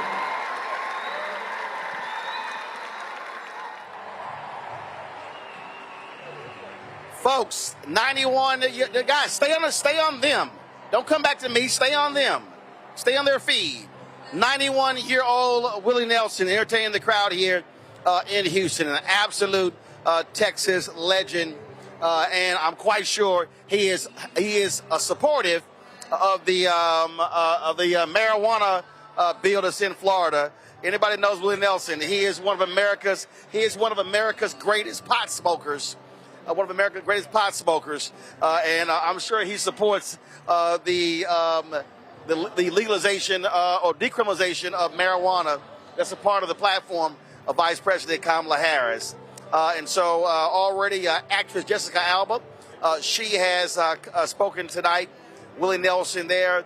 And, of course, we are waiting for Houston's own Beyonce to take the stage in support of Vice President Kamala Harris. And so that's what we're waiting on right now. You see there's a reset happening on the stage for the next speaker. You can see how this crowd is filling in. We're going to sit here and we want to give you a sense again of what has been going on. It has been an unbelievable day. It is 10 days until Election Day. And, folks, people were literally in line this morning at 10 a.m. People were in line at 10 a.m. At 10 a.m., okay, waiting to get in here. Of course, as it progressed, lines were wrapped all around the stadium, snaking lines. It was hot. Folks were sitting trying to cover their faces. There was hydration. And so all that was going on. And so it's been an unbelievable day. Luckily now, sun has gone down. It's a great breeze in this stadium. And so that's a good thing. And so, of course, the Texas heat is no joke. Although this is October 25th, it is 78 degrees right now in Houston. And humidity is at 77%. And so that's one of the reasons why it feels warm. But again, it feels great, and folks are here. Luckily, with this 17-mile-an-hour breeze, it feels a lot cooler. And so, again, it's just great to be here to see this crowd. There have been massive crowds in support of Vice President Kamala Harris all across this country. Glendale, Arizona, Las Vegas, Atlanta. She's been in Michigan, Wisconsin. Tremendous excitement, and the Trump folks love to tout their crowds. But I can tell you, they cannot match the consistency of the crowds that have been turning out for Vice President Kamala Harris and Tim Walz. They have been holding rallies all across the country and will continue to do so. And so we have, of course, here at the Black Star Network, we have been sitting here, of course, streaming many of these and showing you what's been going on. Last night in Atlanta was absolutely stunning with Sam Jackson, Spike Lee, Tyler Perry, and so many others speaking on behalf of Vice President Kamala Harris. Control room, let me know if y'all have if any of those speeches ready. What you see right now is a live feed coming from the Harris camp. We're taking their feed right now of the crowd here in Houston. And so I think we're about to have our next speaker hit the stage. There's still a reset happening on the stage right now. So not sure who they are lining up for, but I can tell you it is a jam-packed down here on this main floor on this where you see right there, what we see right now. Of course, the crowd has been steady filling in. You got now, folks. You got folks now doing the wave. Now you got folks doing the wave. Actually, let's go to our shot here. Let's go to our shot of folks doing the wave. So we got folks sitting here doing the wave all across the stadium right here. So let's switch to that shot right now, guys. Control room, let's switch to that shot. Let's go. Thank you. And so you can see that. And so folks are buying their time. Also, to tell you what happened, so they really getting all into it. One of the things that happened was that they did not have the feed on the monitors here. So in this stadium, there are 4 large screens. And so they had this reproductive freedom graphic up. And then the crowd started chanting, turn on the screens, turn on the screens. And so they finally turned it on so folk could actually see what was going on in the room. And so that was pretty interesting. It was a little hard to see the stage. If you're sitting way back, far from the stage, you can't see exactly what's going on here. We do not have a listing of the program. I know Congressman Colin Allred is supposed to speak. Not sure who else is going to speak. Not sure if there are any local officials who are going to speak as well. And so that's what we were waiting to actually see what happens. So crowd is like, what the hell? We're going to entertain ourselves until the next speaker actually comes out. Well, y'all just heard that. So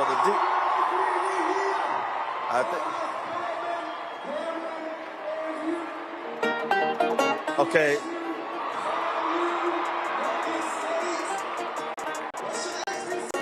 I don't know what the announcer was thinking about naming these other HBCUs and not starting with Texas Southern Prairie View. All right, let's go live to the room.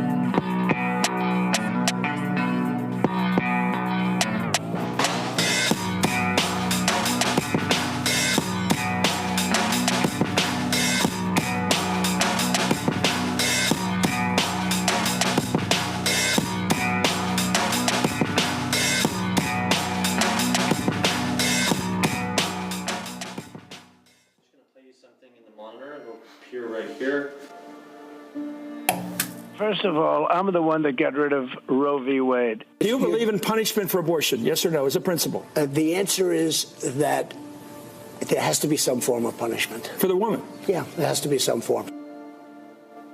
What do you think when you see that? Like, I honestly feel sick to my stomach right now. Well, of course I blame Trump for what happened to me. He's bragging about doing it.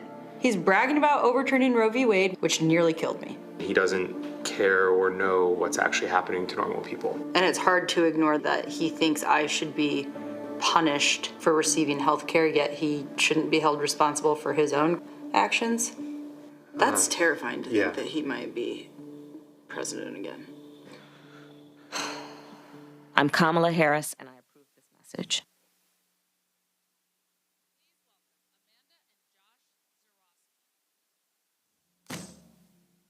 Run fast for your mother, run fast for your father, run for your children, for your sisters and brothers. Leave all your love and your lonely behind. You can't carry it with you if you want to survive. The dark days are over, the dark days are done. Hi, Houston. My name is Amanda Zarowski. And I'm Josh Zarowski. We live in Austin. Let's hear it. Let's hear it, Austin. Amanda and I met in preschool. We're from the same small town. We had a moment in high school, and then we reconnected as adults. Ever since, we've been partners in crime. we decided we wanted to start our family, and so after 18 months of grueling fertility treatments, in the spring of 2022, we were thrilled to find out that she was pregnant with our first baby, a girl. We were over the moon. My first trimester was smooth sailing, but suddenly at 18 weeks, I suffered complications. We were with 100% certainty going to lose our baby girl. We were devastated. What I needed at that point was an abortion so that I could safely and with dignity deliver our daughter and begin the healing process. But this was post-Roe, Texas. The near total abortion ban had gone into effect just 2 days after Amanda's water broke. Ending the pregnancy would have been a legal abortion under the Texas ban. Our doctor risked losing her license and even faced jail time. So I was told to wait to seek care until I got so sick that my life was considered in danger. Only then would my case fall under one of the rare exceptions where a doctor can intervene in our state of Texas. For 3 long days, we begged for someone to help. But the help never came due to Texas's oppressive, inhumane abortion laws. Eventually, Amanda's temperature spiked. She was shaking and disoriented. We rushed to the emergency room, and by this time, Amanda had developed an infection which had become septic. I was finally close enough to death to deserve health care in Texas. After stabilizing my vitals enough to deliver our baby, Willow, I crashed again with another bout of sepsis, and I was transferred to the ICU. Our family flew in from across the country for fear that I wouldn't make it through the night. It was in that dark and lonely hospital room that I realized I was actually lucky. I lived. Others have not. It is unthinkable to me that anyone could cheer on the cruel abortion bans that nearly took Amanda's life. But that's exactly what Donald Trump and Ted Cruz have done. That's right. That is right. And adding to this cruelty, Trump has said that there should be some sort of punishment for women who have an abortion. Women just like Amanda. What's just as scary is that Donald Trump's allies have detailed plans on how Trump would ban abortion in all 50 states without the help of Congress. That means that what Josh and I went through could be the reality facing Americans and families in this country if he gets back into power.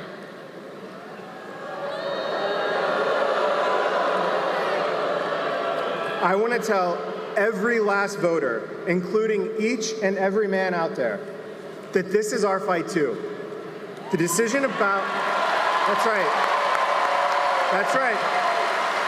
And the decision about if and when to start a family should be ours to make, not Donald Trump's, not Ted Cruz's.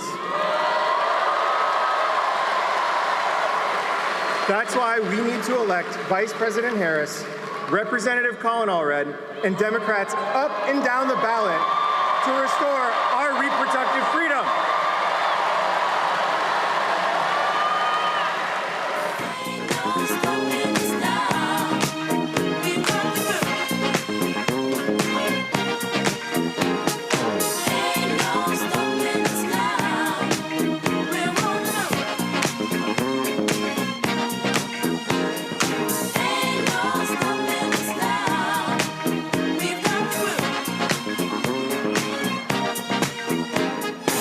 There's been so many things that's held us down, but now it looks like things are finally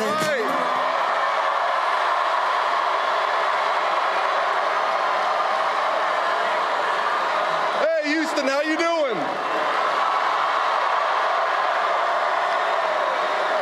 Hey, let's give it up for Amanda and Josh.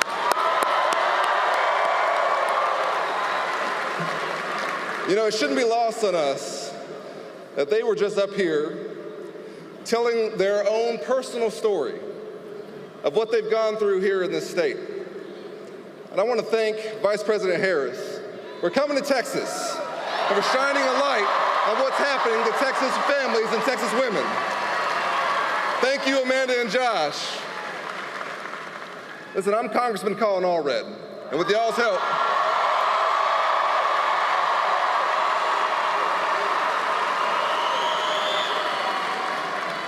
help, and God's grace, we're going to beat Ted Cruz.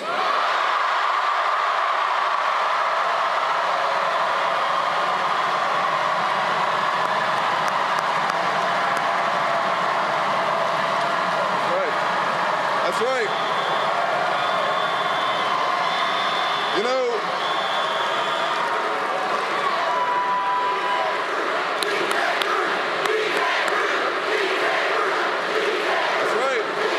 that's right. You hear that, Ted? You hear that? Let's go, Texas. All right.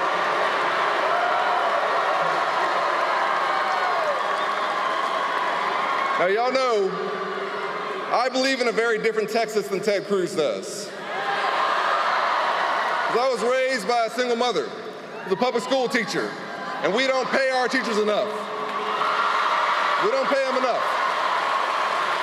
And so I relied on my community, on my teachers and my coaches, folks who went above and beyond for me. They poured themselves into me. It's because of them I became captain of the football team at Baylor, was a linebacker in the NFL, became a civil rights lawyer, and have served us in Congress for the last 6 years. And you know what? My time in Congress, I've been the exact opposite of Ted Cruz. Because I never forgot where I came from. I never forgot the folks who gave me a chance. I've been the most bipartisan Texan in Congress because that's how you get things done. That's what we elect people to do. Because I know there are heroes out here right now who dropped their kids off at school, who went to work maybe for 1 or 2 jobs like my mom used to do. And I know you're hoping that your elected officials are working as hard as you are. But Ted Cruz has been all about himself for too long. Too long. 12 years is long enough. And I don't know if y'all saw the debate the other night. Yeah. There's one thing I know for sure after that debate. It's that everything is bigger in Texas, but Ted Cruz is too small for Texas.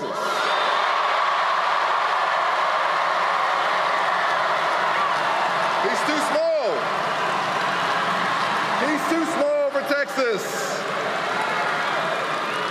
You know what small people do? Is when you lose an election, you think, you know what, I'm gonna try and overturn that election. I know many of y'all probably know where you were on January 6th. I know where I was. I was on the House floor doing my job. I remember when they locked all the doors. We barred the doors. The president walks through to deliver the State of the Union with furniture that we usually use to hold paper. I texted my wife, Allie, who was 7 months pregnant with our son, Cameron. Whatever happens, I love you. Because when you're the only former NFL linebacker in the room, and there's a mob at the door, everybody's like, what you gonna do, Colin? And I went to public school in Texas. I'm not just gonna sit there.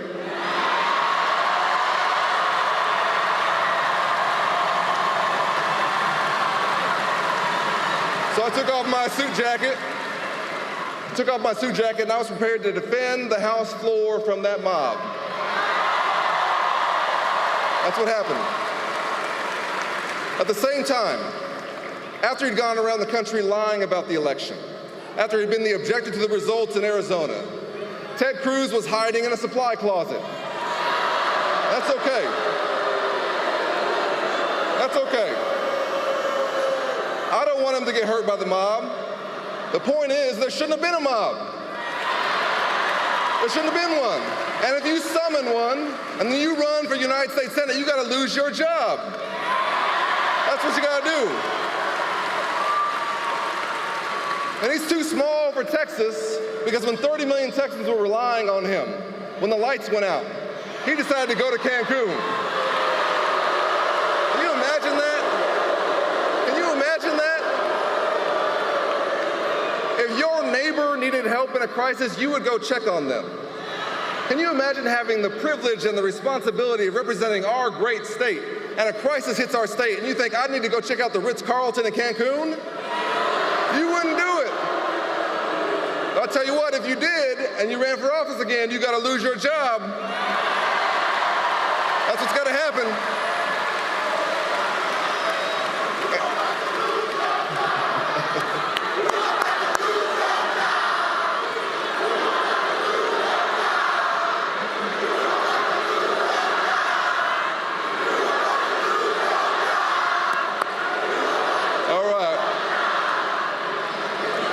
And you know what? If you are singularly responsible for taking away a fundamental freedom from Texas women because you think you know better than Texas women and their families and their doctors, and you put in place this abortion ban, and you celebrate this abortion ban, you introduce at the national level 5 times a nationwide abortion ban, then you have to lose your job.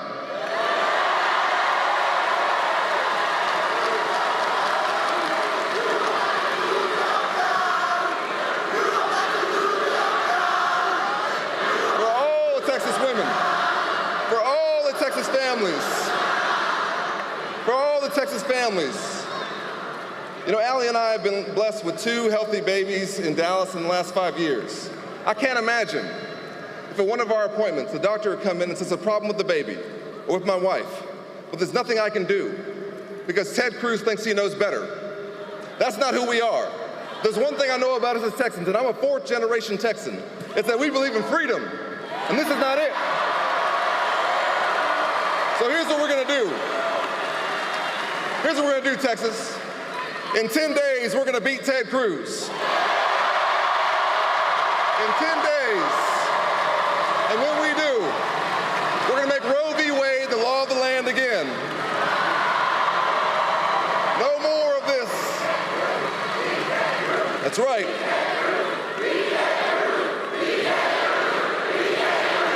Beat Ted Cruz.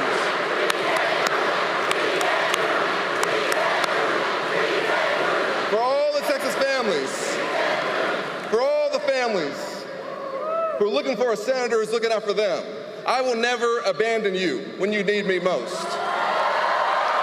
I will protect your fundamental rights.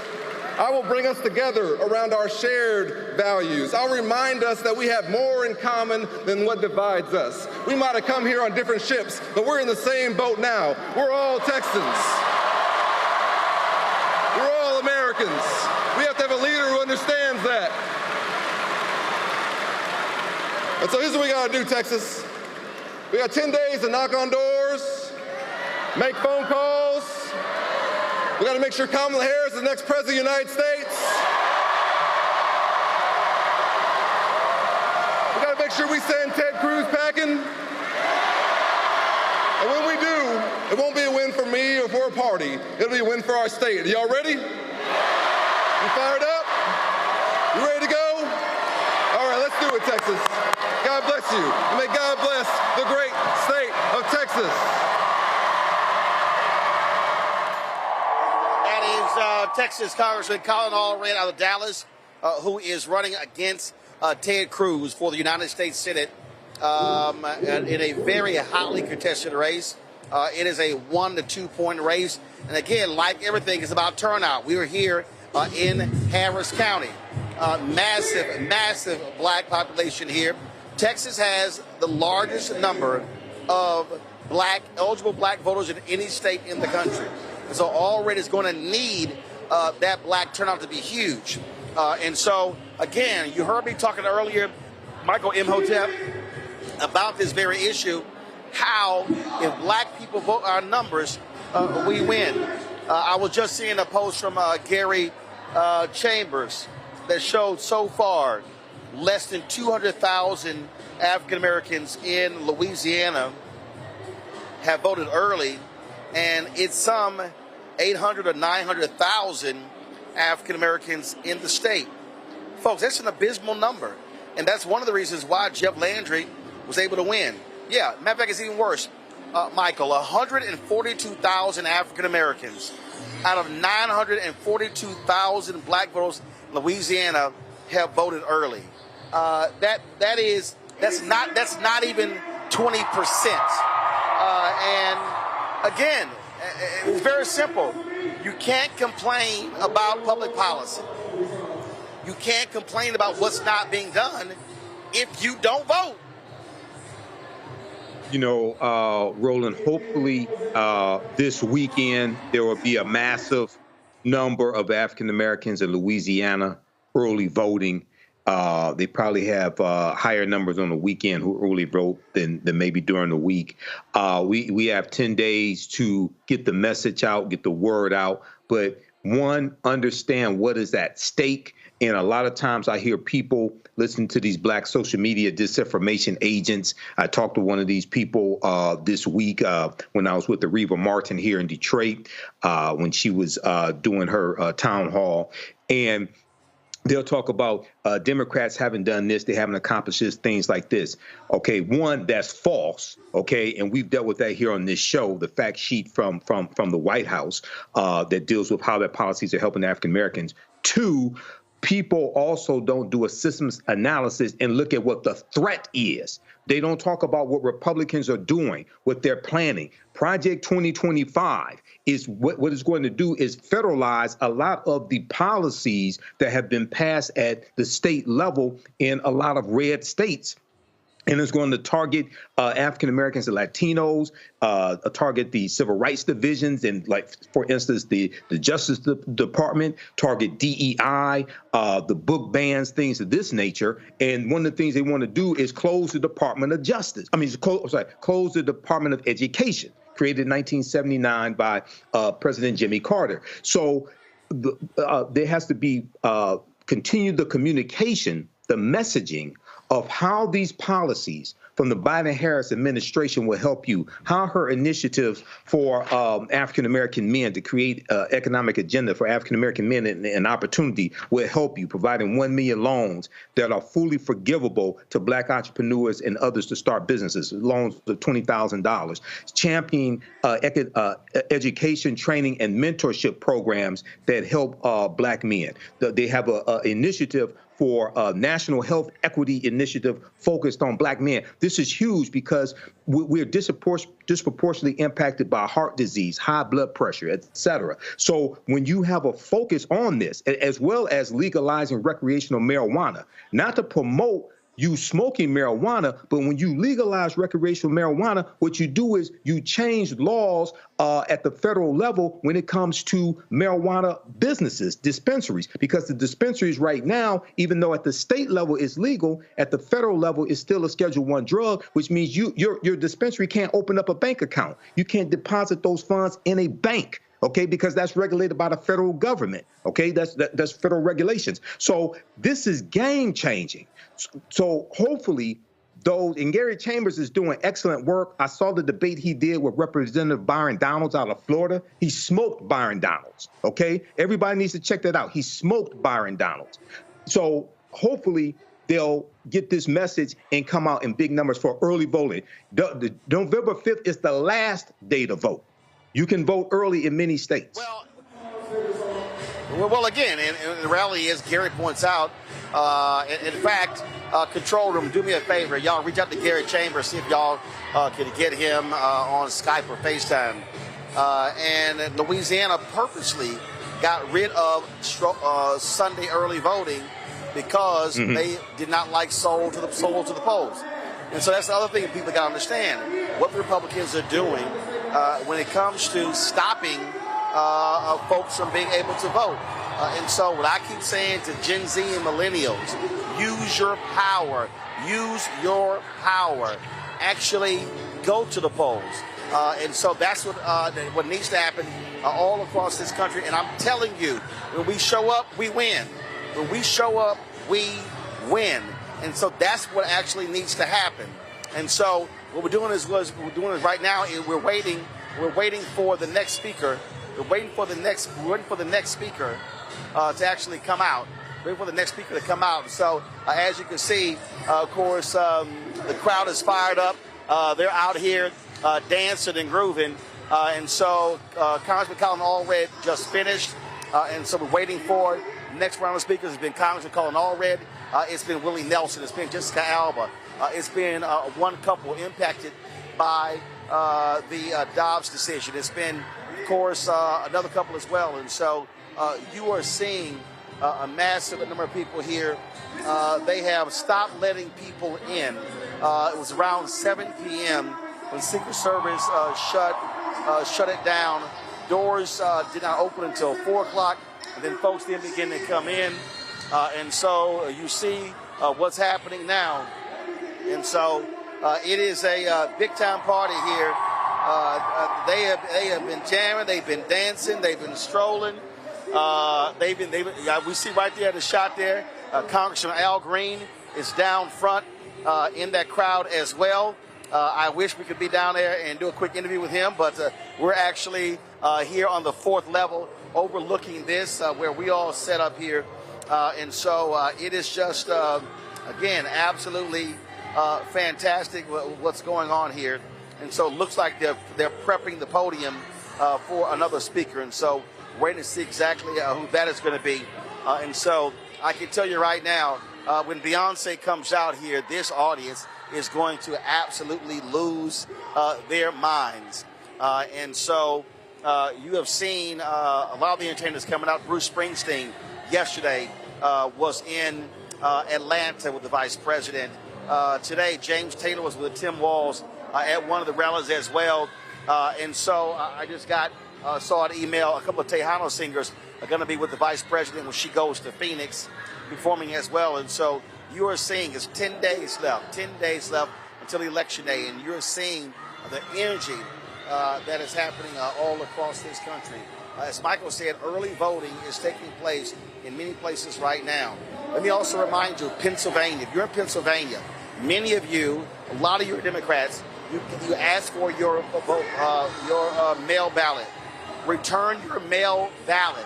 Return that mail ballot. The goal of the Harris campaign is to have about a 400,000 vote lead before Election Day on November 5th.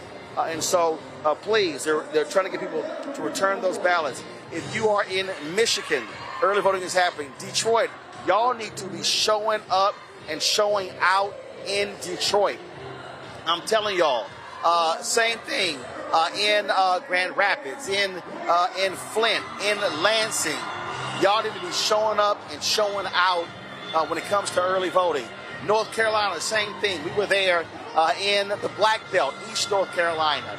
We need our folks showing up and showing out and casting their ballots for Kamala Harris and Tim Walz. I'm telling you, so much is at stake.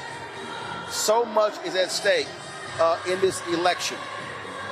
So much is at stake in this election. And so what we have to do is understand that our vote does indeed matter. And so it's one thing to be here for a party. It's one thing to be here. I see right there on the feed, State Representative Jelanda Jones down front. I'm seeing a lot of people. I saw State Representative Ron Winter, so of course he heads the Legislative Black Caucus. These things are happening, but we can't stress enough. And let me tell you something. I'm tired of people texting me and calling me, talking about they're nervous. I'm tired of people saying, oh my God, I have anxiety. Look, y'all, stop it. Stop looking at every single one of these polls every single day. You know what you should be doing? Getting to work. You should be calling people. You should be texting people. You should be putting items on social media. You should be going to Kamala Harris' Twitter feed, her Instagram feed, and copying that content and putting it on your social feed and pushing this policy stuff out. That's what you should be doing, okay? You don't have time to have anxiety. You don't have time to be nervous. And so what you should be doing is really getting the work done. Okay, I'm not nervous. I'm not sitting here freaking all out. I absolutely believe that Vice President Kamala Harris and Minnesota Governor Tim Walz are going to win this election. But the only way they win this election is people actually turn out, if they actually vote. And so you can't just sit here, oh my God, I don't know what's going to happen. What do you think? What do you think? I literally told people, stop texting me and get your ass to work. I literally told them that. Because at the end of the day, that's what this requires. It requires people to actually focus. That's what it requires. If you're in Michigan and you're in North Carolina and Pennsylvania and Arizona and Nevada and Wisconsin, you know what you should be doing? Figuring out how many people you're going to drive to the polls. You should be doing. If you're churches, you should be doing the exact same thing. You should be right now figuring out, setting up your routes and times and getting people to the polls. That's what you should be showing. You should be canvassing. Listen to me. You don't need permission to canvass. You could literally go in your own neighborhood and knock on your neighbor's doors and say, hey, are you registered? Are you voting? And they say, well, I'm not sure. Talk to them. Explain to them why they must actually do that. Everybody can do that. You don't need the campaign to tell you. You don't need any of that.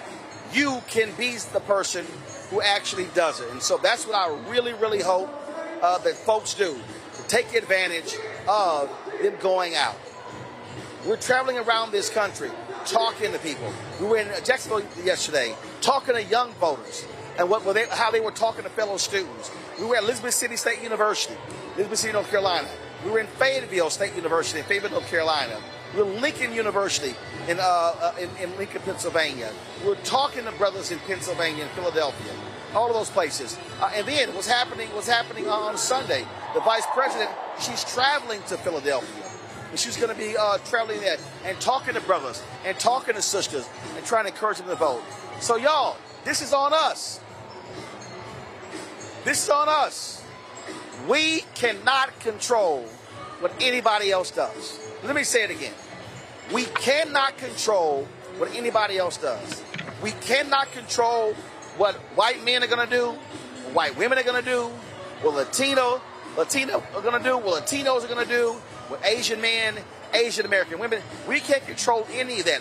All we can control is what we can do. And that, to me, is most important. And so every single person here should actually be doing that. But let's do this here. Let's go to a break. We're going to come back live here to Houston, Texas for the Kamala Harris Rally. You're watching Roland Martin Unfiltered right here on the Black Star Network. It's really rich for Democratic leaders to say that Donald Trump is a unique threat to democracy when he peacefully gave over power. He is still saying he didn't lose the election. I would just ask that. Did he lose the 2020 election? Tim, I'm focused on the future. That is a damning non-answer.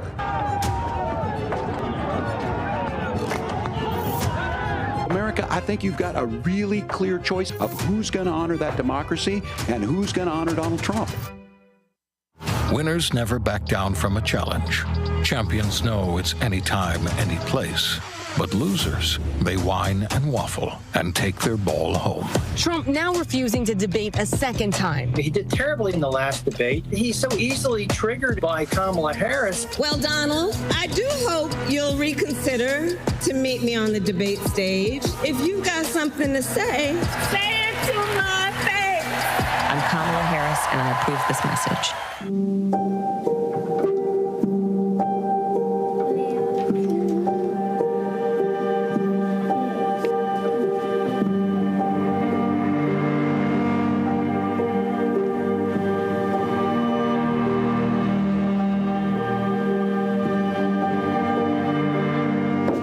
Daddy, when's Mommy's come home? How am I supposed to tell him? Disastrous. That's what independent news sources and conservatives are saying about Project 2025. It would threaten hundreds of thousands of jobs, give massive tax breaks to big oil, and roll back protections. A dream for them, a disaster for you. He told us who he was. Should abortion be punished? There has to be some form of punishment. Then he showed us. For 54 years, they were trying to get Roe v. Wade terminated, and I did it, and I'm proud to have done it. Now Donald Trump wants to go further with plans to restrict birth control, ban abortion nationwide, even monitor women's pregnancies. We know who Donald Trump is. He'll take control. We'll pay the price. I'm Kamala Harris, and I approve this message. Hi, everybody. I'm Kim Coles. Hey, I'm Donnie Simpson. Yo, it's your man Deion Cole from Blackish, and you watch Roland Martin Unfiltered.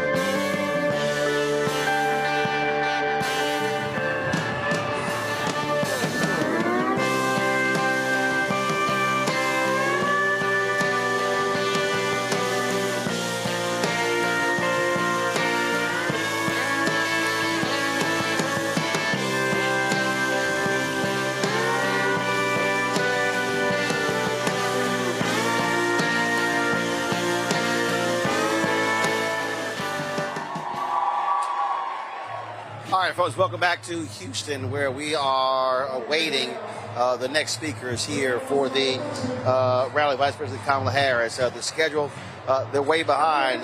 Initially, she was supposed to be speaking by 8:30 Central, 9:30 Eastern. Well, it is 8:49 Central, and she still has not come out. So not sure what the holdup is.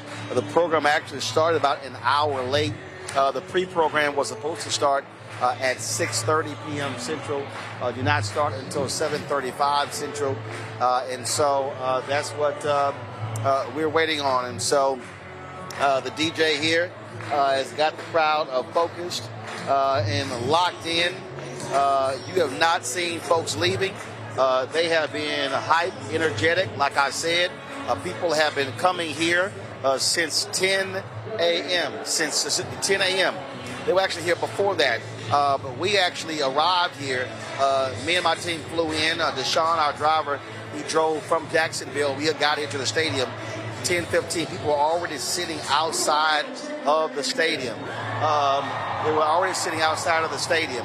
And so that's what's going on. So they were already doing that. So it has been electric. It has been amazing this entire day. It was extremely warm.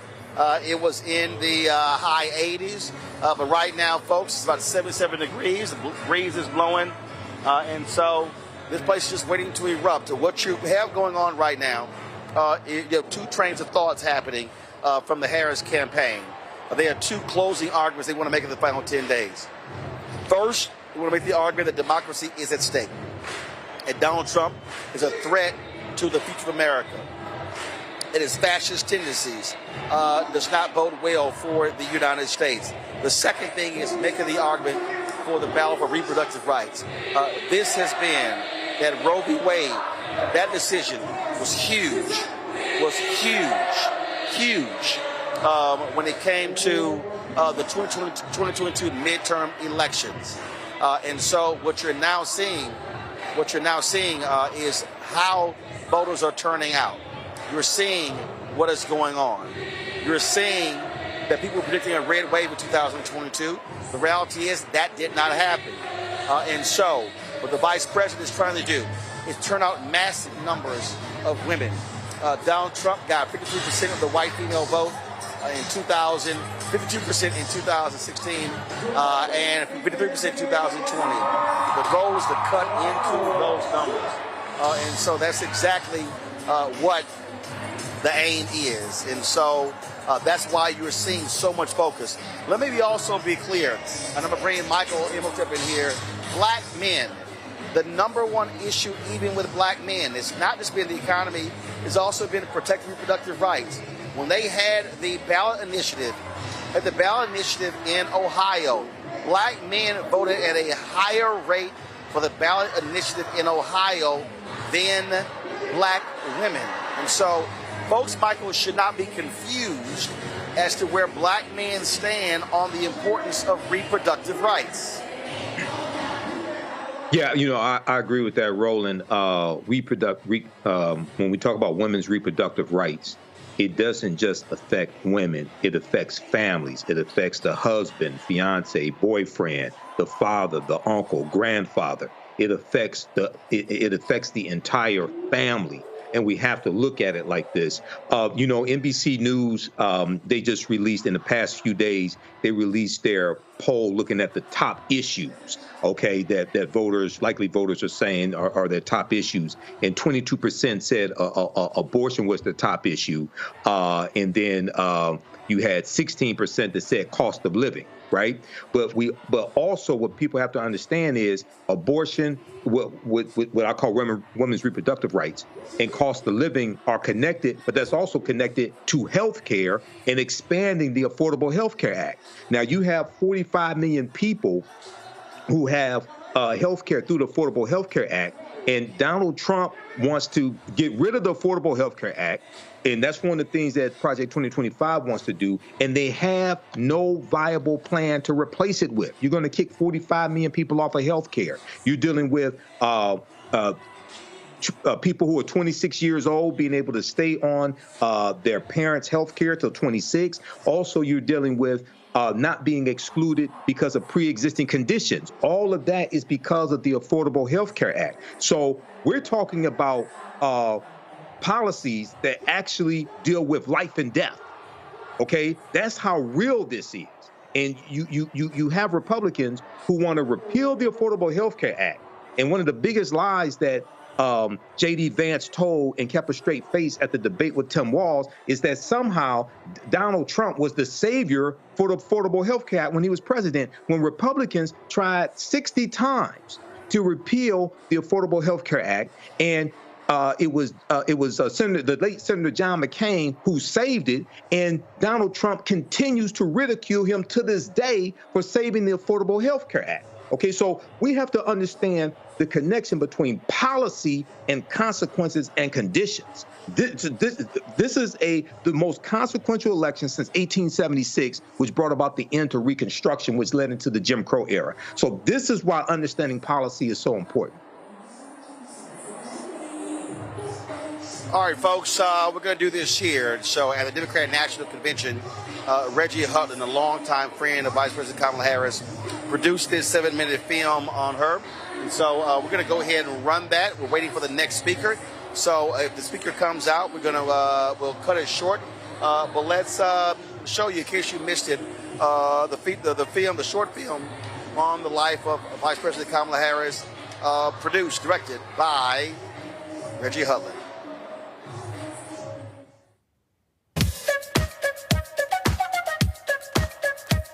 She's a fighter for the American people, committed to our values, our hopes, our dreams, bringing joy back across our nation.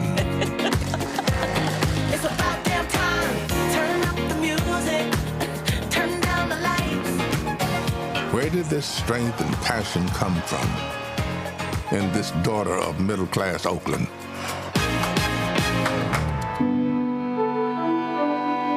Well, it started with her parents, her mother, a South Asian scientist, and her father, a black economist. They took her to civil rights marches and inspired her to pursue her dreams. After her parents divorced, she and her sister were raised by her mother with the help of friends and neighbors, attending Sunday school at the 23rd Avenue Church. We grew up in this wonderful, loving, supportive environment. My mother was very well aware that she was raising 2 black girls to be 2 black women. Her mother saved up for 10 years to buy their first home and shared with Kamala the words and wisdom that remain her North Star to this day. Be a fighter for things that matter, and don't be limited by what has always been.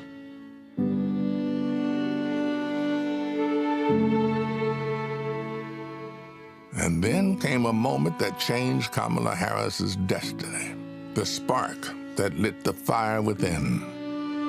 When I was in high school, I had a best friend who I learned was being molested by her father. This particular day, she was like, hey, you really, really are not yourself. There's something going on. I said to her as soon as she told me, well, you have to come stay with us. As you get older, you really, really reflect on how pivotal that intervention was at that crucial point of my life. A big part of the reason I wanted to be a prosecutor was to protect people like her. And on her first day in court, she rose from her chair at the prosecutor's desk and said, Kamala Harris for the people. As a prosecutor, she put violent criminals and sexual predators in prison, leading to the highest conviction rate for serious and violent crime in 15 years, and created Back on Track, a program for first-time low-level drug offenders that became a national model. for that, yeah, you did commit a crime, accept it, own up to it, and then let's talk about what we can do to change the circumstances going forward. Lowering recidivism rates for nonviolent offenders from 54% to 10%, giving people the training they needed to find a job after their sentence. I remember being so struck by having a district attorney who cared both about justice, about safety and accountability, but figuring out how to stop that crime from happening again. As California's Attorney General, she targeted transnational gangs and drug cartels, seized 10,000 kilos of cocaine and 12,000 pounds of methamphetamine, went after drug traffickers, and took 12,000 illegal guns off the streets. The new foreclosure crisis threatens to freeze up. She took on the nation's 5 largest mortgage banks that were stealing from homeowners. Prosecutors claim they've duped desperate homeowners into paying thousands of dollars to get them out of foreclosure. She played hardball and delivered a landmark $20 billion settlement. This represents one of the largest dollar amounts to come to California. And in 2016, the people of California sent her to represent them in Washington, D.C. In the Senate, she earned a reputation for taking on the tough fights on the Judiciary and Intelligence Committees. Kamala hit the ground running. She came in with confidence. She was always respectful, but she would not let a witness off easily. I wouldn't. Yes or no? And if an argument didn't hold water, she could spot that flaw and get at it. I do want you to be honest. I'm not able to be rushed this fast. It makes me nervous. And when Joe Biden went looking for his vice president, I wanted someone who was strong and who was ready to be president on day one.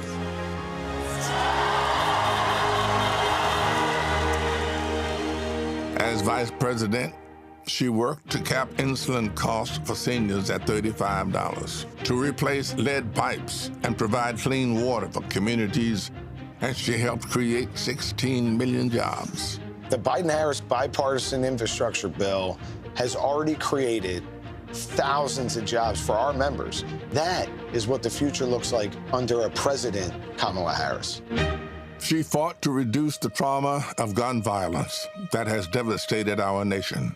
How many of you guys, as college students, had to have a drill during high school or middle school or elementary school where you learned about how you need to hide in a closet or crouch in a corner in the event that there is a mass shooter roaming the hallways of your school? Look at that. Look at that. And she did more than talk the talk. She walked the walk, helping pass the first bipartisan legislation.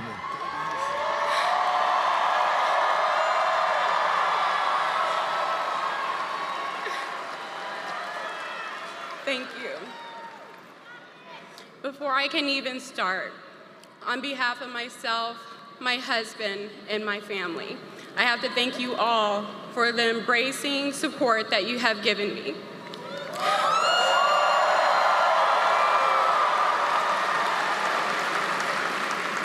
Good evening.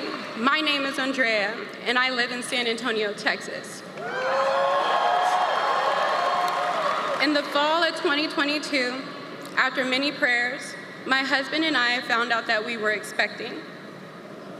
Everything changed when my water broke one evening, far too early into my pregnancy.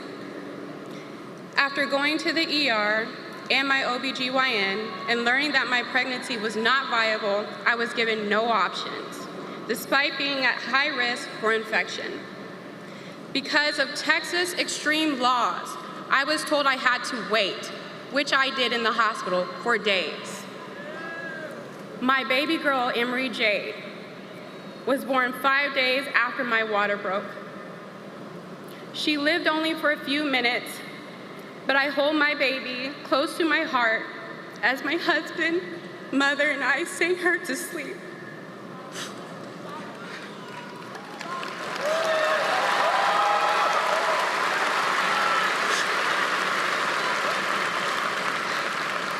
And when Emery's heart stopped, we continued to embrace her and held her for hours as she lay lifeless.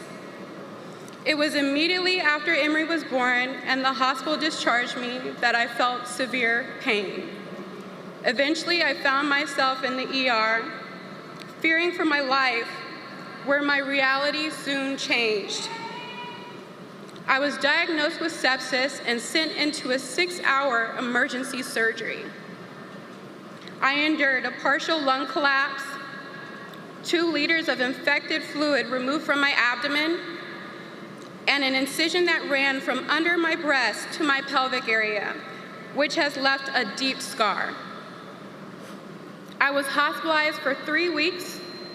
My body was overwhelmingly consumed with infection. I nearly lost my life.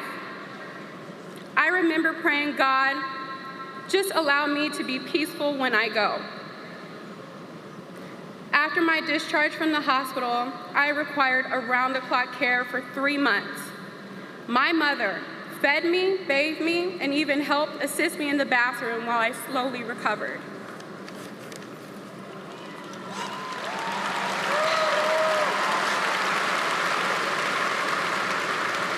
Today is the first time I'm sharing my story.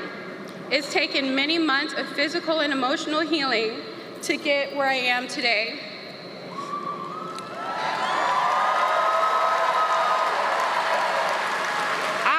Come forward so people can learn from my experience and the experiences of other women who have been impacted by these laws.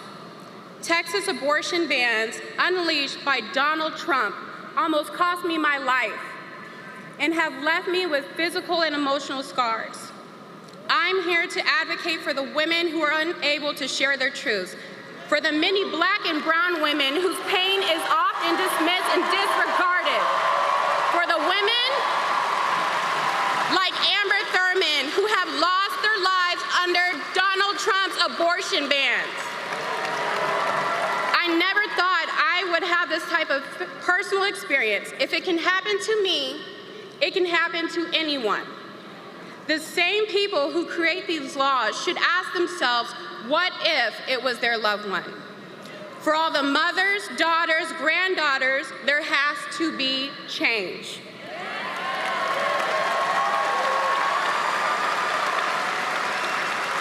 Kamala Harris is that change.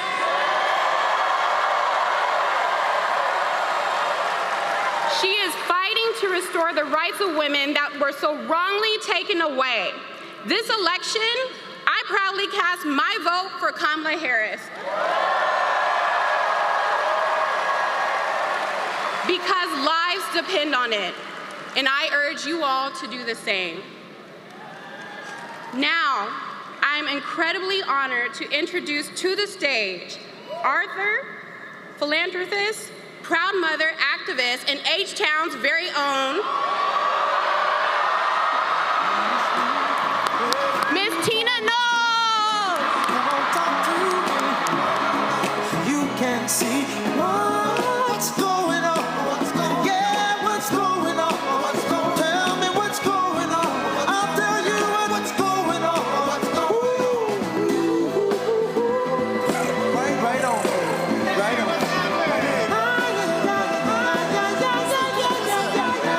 My God. My heart is so full, guys. This is what you call Houston proud. 30,000 people? Oh my God. Houston, you showed up, you showed out, and that's what I'm talking about.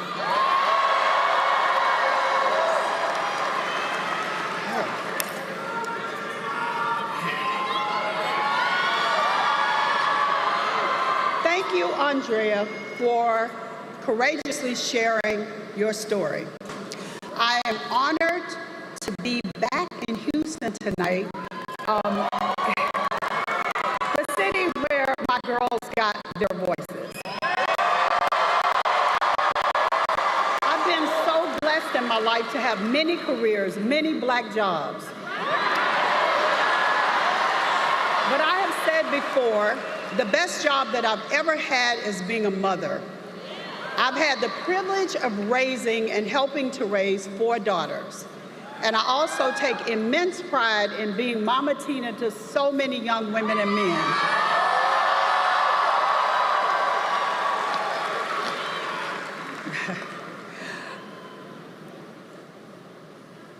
It has been empowering for me.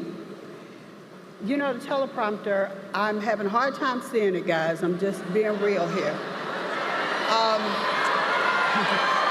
So it's been powerful to encourage young people and to be there for them as well as my own children. You know, I have always believed that I was raising my girls in a world that with every passing generation was becoming freer for women. With more opportunity for women, a healthier and safer existence for women. And so we cannot accept a country where our daughters and former generations and future granddaughters will no longer have the basic freedom that I have lived with for most of my life.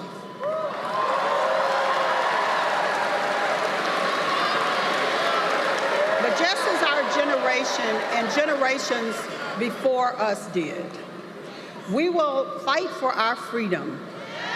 Yes. And as I look behind, I also know in order to move forward, we must move with purpose. So I say a prayer that is infused with the strength, faith, and courage of those who came before us. We cannot go backwards, guys. Too many people have died for us to have our freedom. I know in my soul that all those past moments have led us to a time like this. We've got to show up and do our part. And that is why I am here. I am so honored to be here in support of Kamala Harris.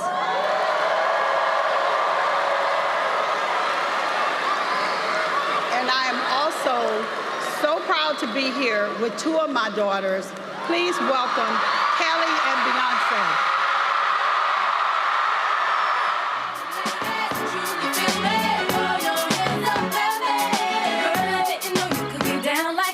Charlie, how your angels get down like that? Girl, I didn't know you could get down like that. Charlie, how your angels get down like that? Tell me how you feel about this. Do it all in the power of the night. I worked hard and sacrificed to get what I get.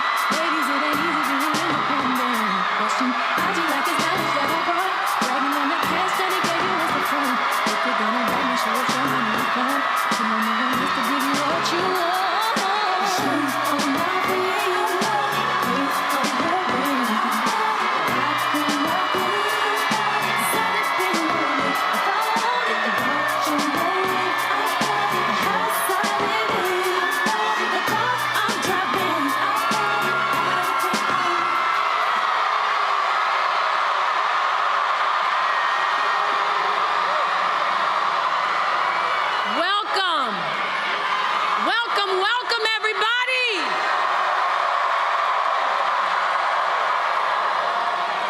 To my Houston family. I am so proud to be here back in Houston with my Mama T and my sister. Welcome to this day, this remarkable, this joyous day. A date, a day, a time, a moment with weight and meaning for our country, for our people, and for the world. A moment, Houston, where we grab back the pen from those who are trying to write an American story of division and hatred. A moment when we grab back the pen from those who are trying to write an American story of misogyny and racism. We are grabbing back the pen from those who are trying to write an American story that would deny the right for women to make our own decisions about our bodies.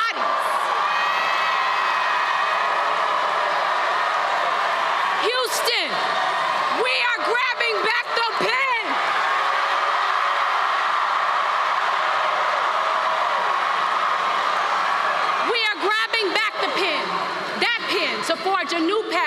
with Kamala Harris and Tim Walz. We are grabbing back the pen to write a new American story, a story of community, of equality, strength, of kindness, and of hope.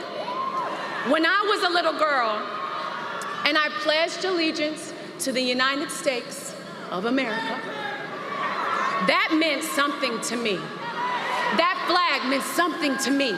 And today, that means grabbing that pen and casting my vote, as I already did 2 days ago, for Kamala Harris and Tim Walz.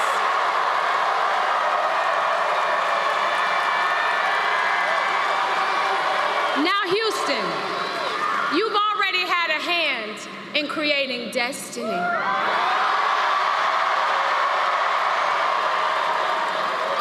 So do what you do and do this thing again. Let's go.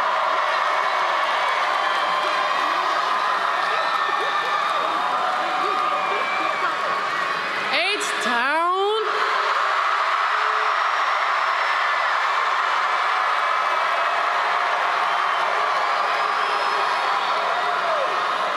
We are so happy to be standing here on this stage as proud country Texas women supporting and celebrating the one and only Vice President Kamala Harris. A woman who's been pushing for what this country really needs right now: unity. It's impossible not to feel the energy in this room, the positivity, the community, the humanity. We are at the precipice of an incredible shift, the brink of history.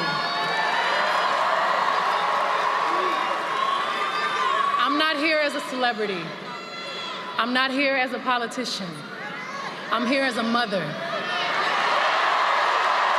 A mother who cares deeply about the world my children and all of our children live in. A world where we have the freedom to control our bodies. A world where we're not divided. Our past, our present, our future merge to meet us here. Imagine our daughters growing up seeing what's possible with no ceilings, no limitations.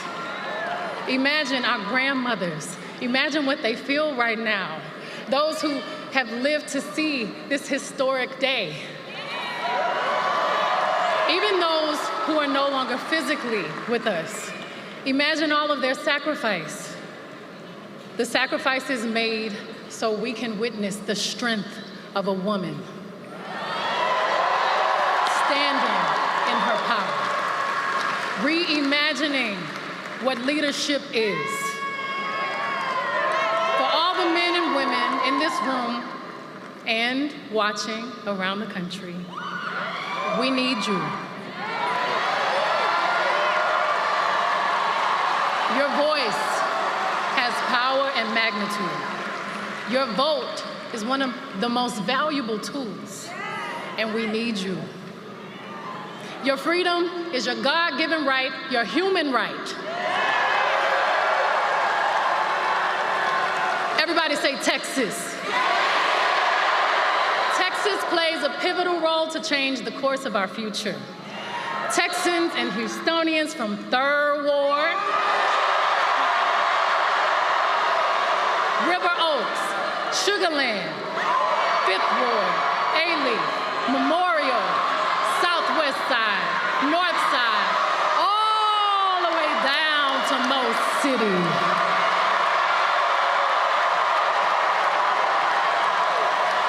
We all have a role to play to make this a reality. We're all part of something much bigger. We must vote. And we need you. It's time to sing a new song. A song that began 248 years ago. The old notes of downfall, discord, despair no longer resonate.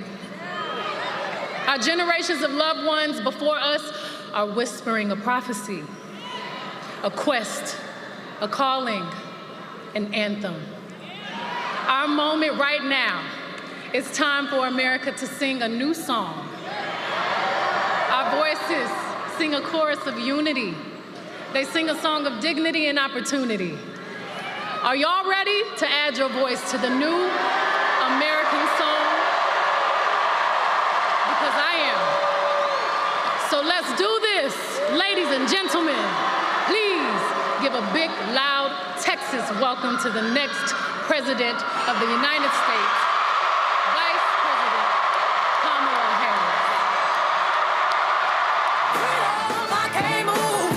Freedom, cut me loose. Yeah, freedom, freedom, where are you? 'Cause I need freedom too. I break chains all by myself. Won't let my freedom rot in hell. Hey, I'ma keep on running 'cause the winner don't quit on themselves.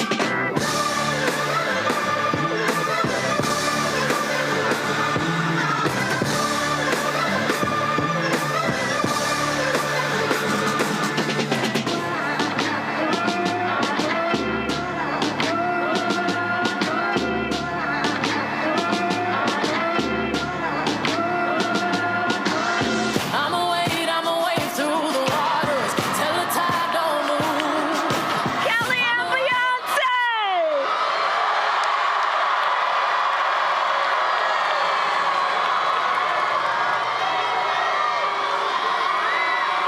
Hey, Texas!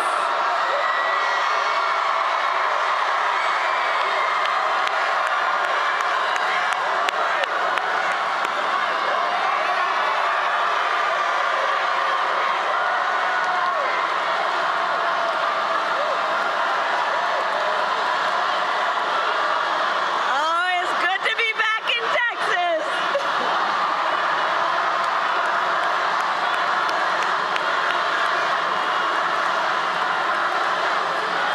Thank you all. Thank you, thank you, thank you, thank you, everybody. Thank you for being here this evening. Can we hear it from Miss Tina Knowles? For Miss Kelly? And Beyonce? What a warm Texas welcome. I thank you all so very much.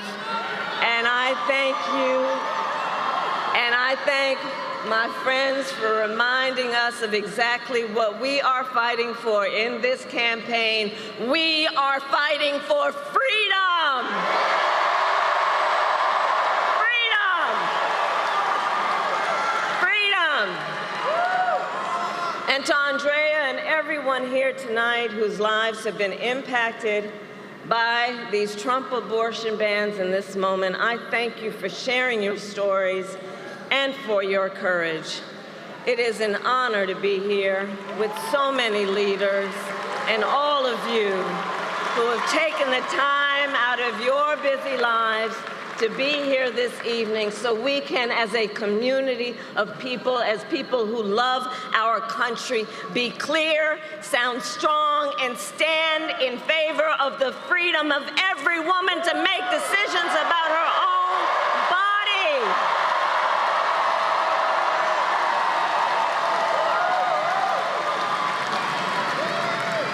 I also want to thank the members of Congress who are here, including Colin Allred.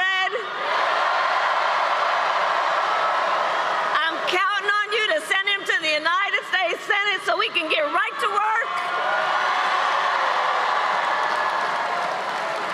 And to all the elected officials and community leaders, I thank you all. I thank you.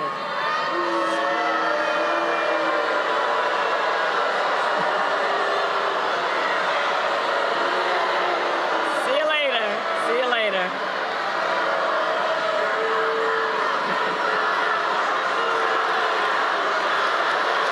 It's okay.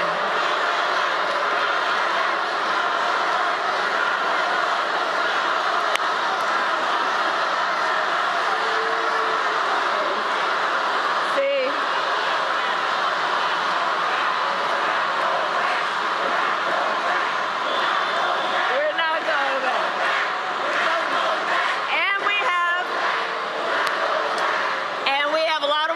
do, and we have a lot of work to do, and we will not get distracted. We will not get distracted.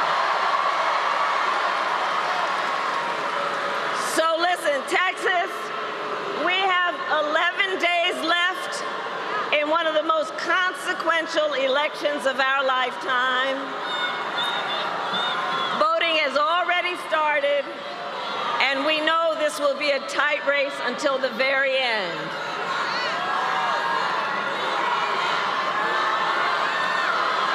Okay. So here's the thing.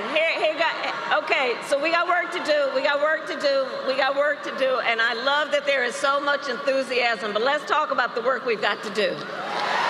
Okay. Because we've got 11 days to see this through, and we will win. We will win. We will win. And we will win, and we will win because we know and understand what is at stake.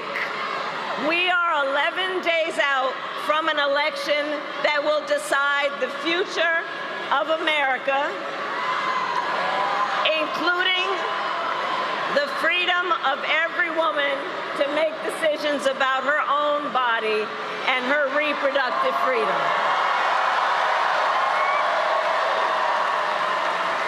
And everyone here tonight is here because we are about fighting for our future and not letting some people take us back. Because we are not going back. We are not going back.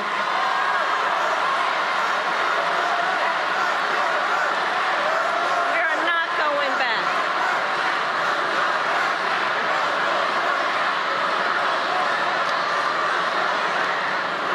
And in America, we know freedom is not to be given.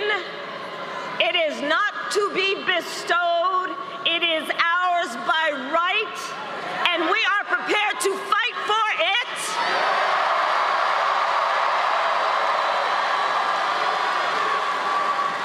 Because we understand the stakes, and moving forward, we understand that what we must do, Texas, is right here. You who are ground zero in the fight for reproductive freedom, we must be loud, we must organize, we must mobilize, we must energize the people.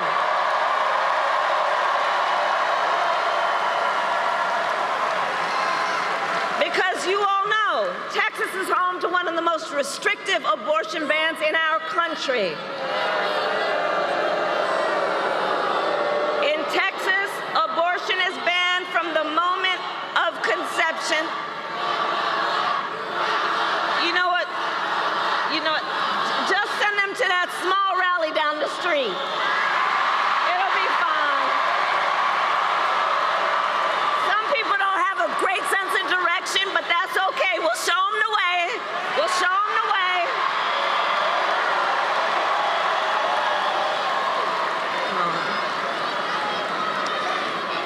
Because we know what's at stake, and we will not be silenced. We know what's happening here in Texas. Doctors and nurses could go to prison for life simply for providing reproductive care. Think about that. Life in prison for healthcare providers for doing what they think is in their patients' best interest. You know what? The beauty of our campaign is we're fighting for democracy.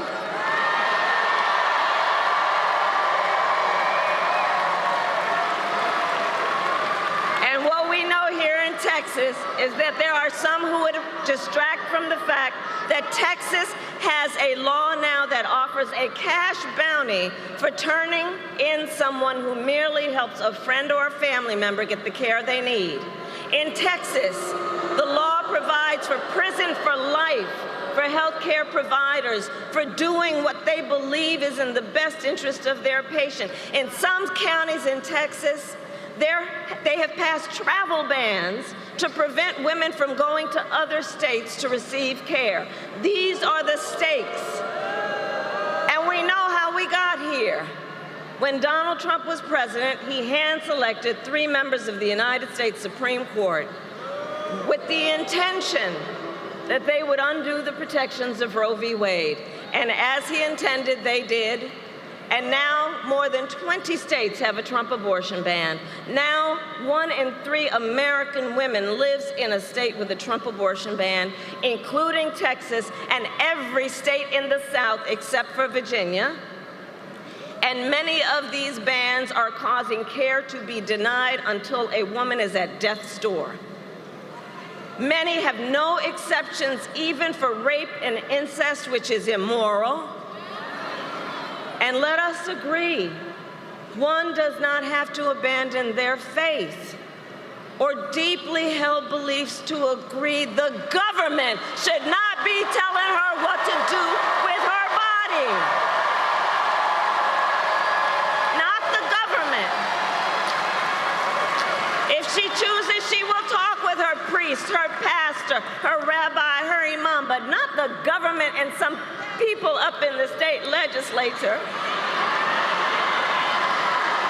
telling her what's in her best interest when she knows what's in her own best interest. And let us recognize these same people, check this out, these same people who have argued that these Trump abortion bans are in the best interest of women and children, do look at their records. They tend to be in states with the highest rate of maternal mortality in the country. For decades, these extremist leaders who have neglected prenatal care, maternity care, and postpartum care, and who now, after continuously failing to support women and children, claim to care about women and children. Well, I have a question for them. Where you been? Where you been?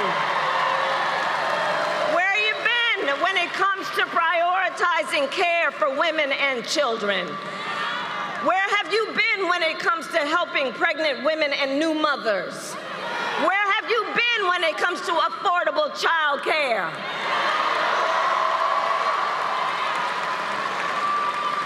And do note, many of these same extremist leaders have also refused to extend the child tax credit, which lifted half of America's children out of poverty.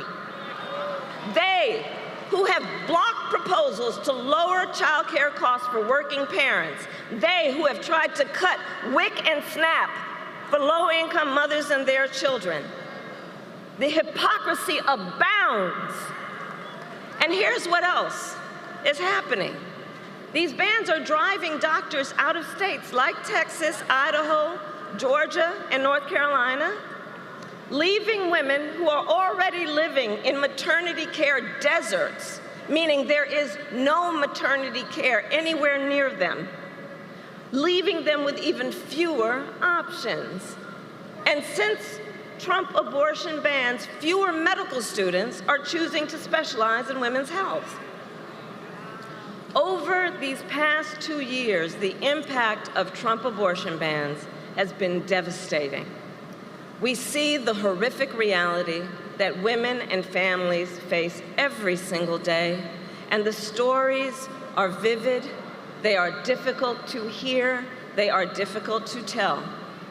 For example, here in Texas, can we roll the tape? For 54 years, they were trying to get Roe v. Wade terminated, and I did it. As someone who watched his wife almost bleed to death because of conservative implemented laws, I had to fight and beg to get care that I needed. Because I wasn't permitted to have an abortion, I nearly died on their watch. If I had not been able to go out of state to get an abortion in Colorado, my happy, healthy son, Henry, would not be here today. They took 2 liters of infected fluid from my abdomen, and the infection was so severe that I almost died. I was to stay pregnant and deliver a baby that would suffocate in my arms. On the Roe v. Wade, I did a great thing.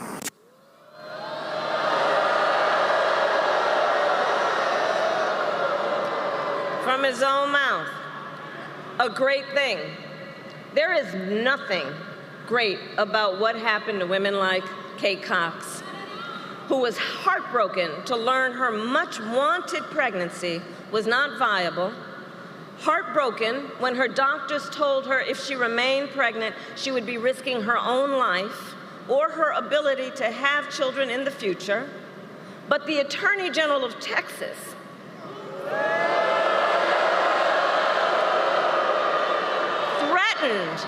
threatened if Kate's doctors helped terminate her pregnancy, they would be criminally prosecuted.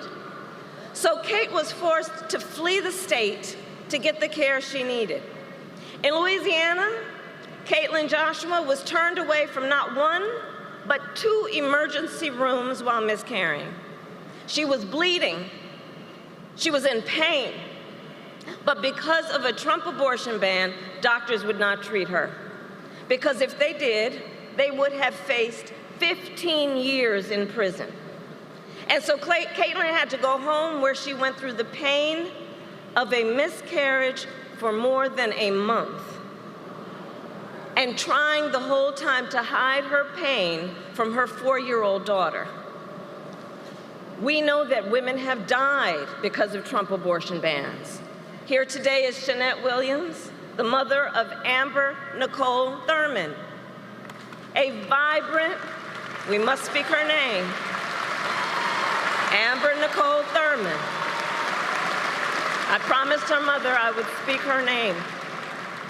A vibrant 28-year-old mother of a 6-year-old son who died a preventable death because of Georgia's abortion ban. Now, Shanette and her family are courageously sharing Amber's story to make sure we all remember her as more than a statistic, so that we remember Amber was a daughter, a sister, a mother, and that she was loved, and that she should be alive today.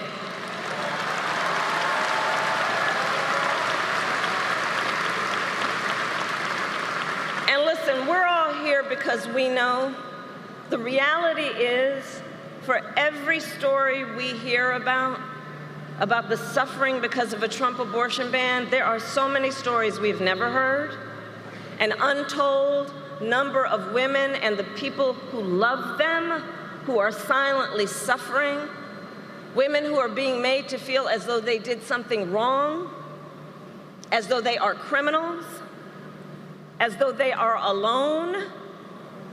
And to those women I say, and I think I speak on behalf of all of us, we see you and we are here with you.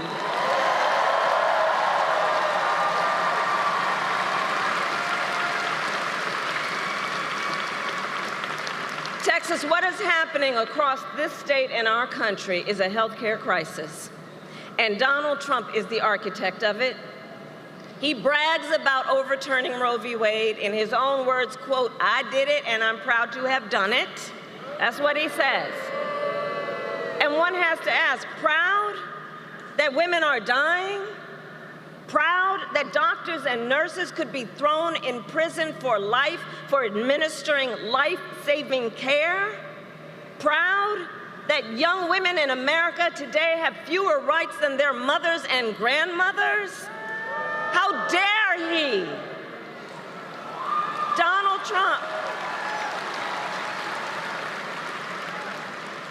Trump even said everyone wanted Roe v. Wade to be overturned.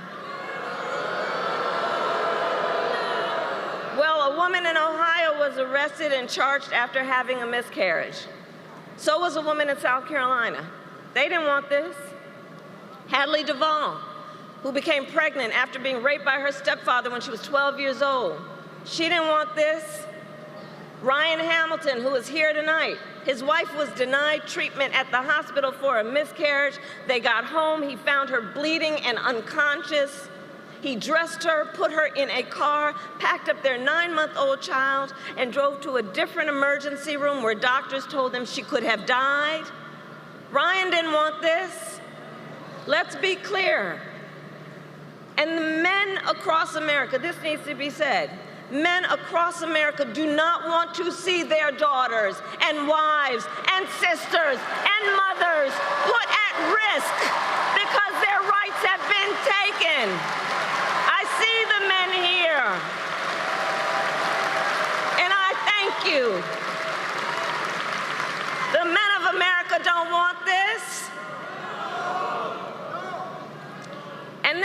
the Attorney General of Texas, is suing the United States government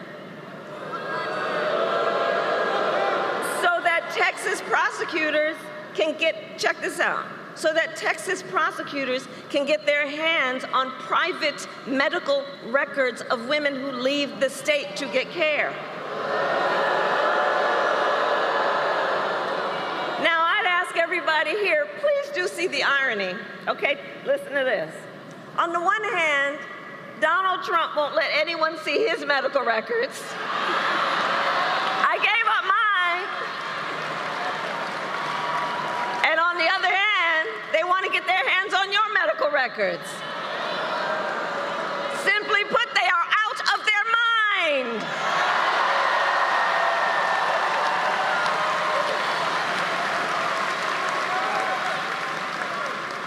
In just 4 years as president, Donald Trump was able to erase half a century of hard-fought progress for women.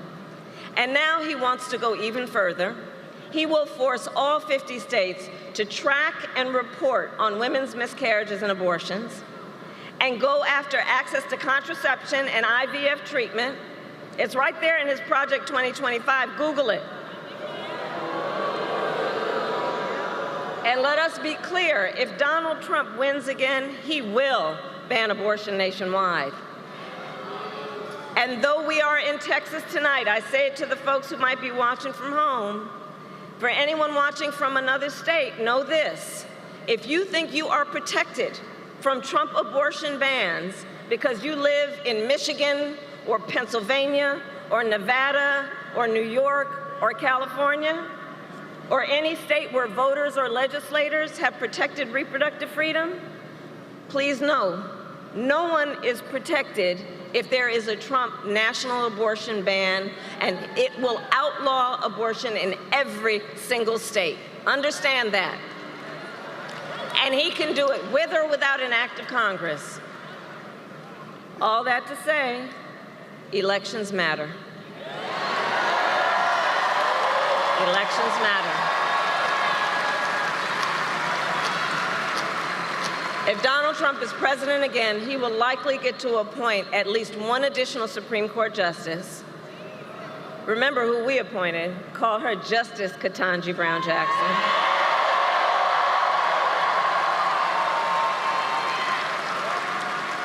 But if he were reelected, he'd probably get to appoint one, if not two, members to the United States Supreme Court, at which point Donald Trump will have packed the court with 5 out of 9 justices on that court who will sit, but think about that, who will sit for lifetime appointments, shaping your lives and the lives of generations to come. And that is among the many critical contrasts in this election. Look, Donald Trump doesn't trust women, but I do. We trust women, and we understand what's at stake. And with Colin Allred in the United States Senate, when Congress passes a bill to restore reproductive freedom, I will proudly sign it into law as President of the United States. Proudly. Proudly. So to all the friends here, let us remember, momentum is on our side. I know sometimes in Texas, folks are like, is it worth it? Does it make a difference? Yes, it does. You are making a difference, and momentum is on our side. You are making a difference. Since Roe was overturned, every time reproductive freedom has been on the ballot, from Kansas to California to Kentucky, in Michigan, Montana, Vermont, and Ohio, the people of America have voted for freedom every time it's been on the ballot. And often they have voted by overwhelming margins from so-called red to so-called blue states, proving this is not a partisan issue. Because Americans from all backgrounds and beliefs understand the decision of whether, when, and how to build a family is one of the most consequential decisions anyone can make. And we are fighting for an America where no matter who you are, where you live, you can make decisions about your own body for yourself. So moving forward, all of this is to say, reproductive freedom is on the ballot in this presidential election. And in 10 states around the country, including Arizona, Florida, and Nevada. And with the work of everyone here, freedom will win. Freedom will win.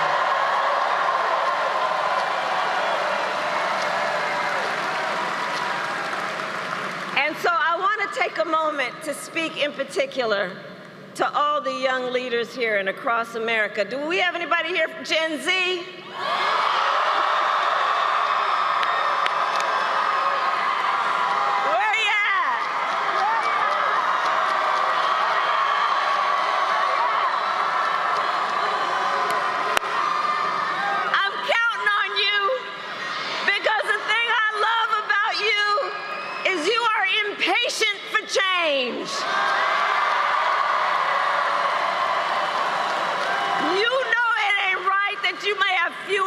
Than your mother or your grandmother. You know it is not theoretical. You know it is not political. It is your lived experience. And I see you, and I see your power.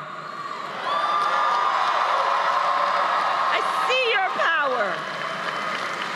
And I know so many of you are voting for the first time. Can I see a raise of hands?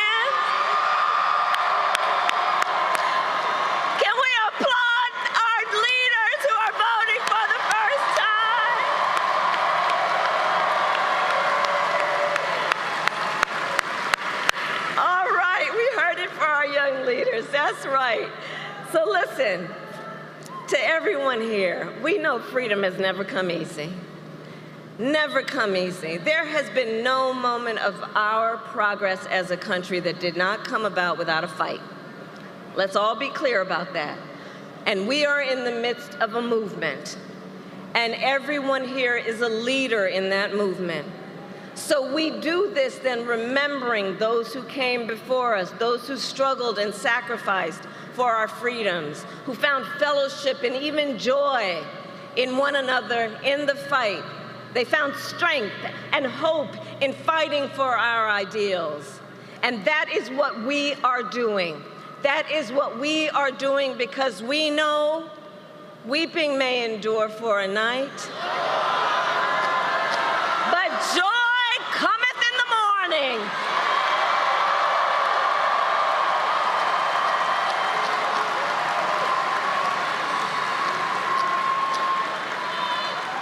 So Texas, election day is in 11 days. Early voting has already begun. So now it is time to start making your plan. Go to iwillvote.com to get all the information you need. And it is not only the presidency that is on the ballot. There are many important races, including Colin Allred running for Senate, who we must note his opponent supported a national abortion ban 6 times. An opponent who said he does not support exceptions even for victims of rape and incest. So let's remember, Texas, your vote is your voice, and your voice is your power.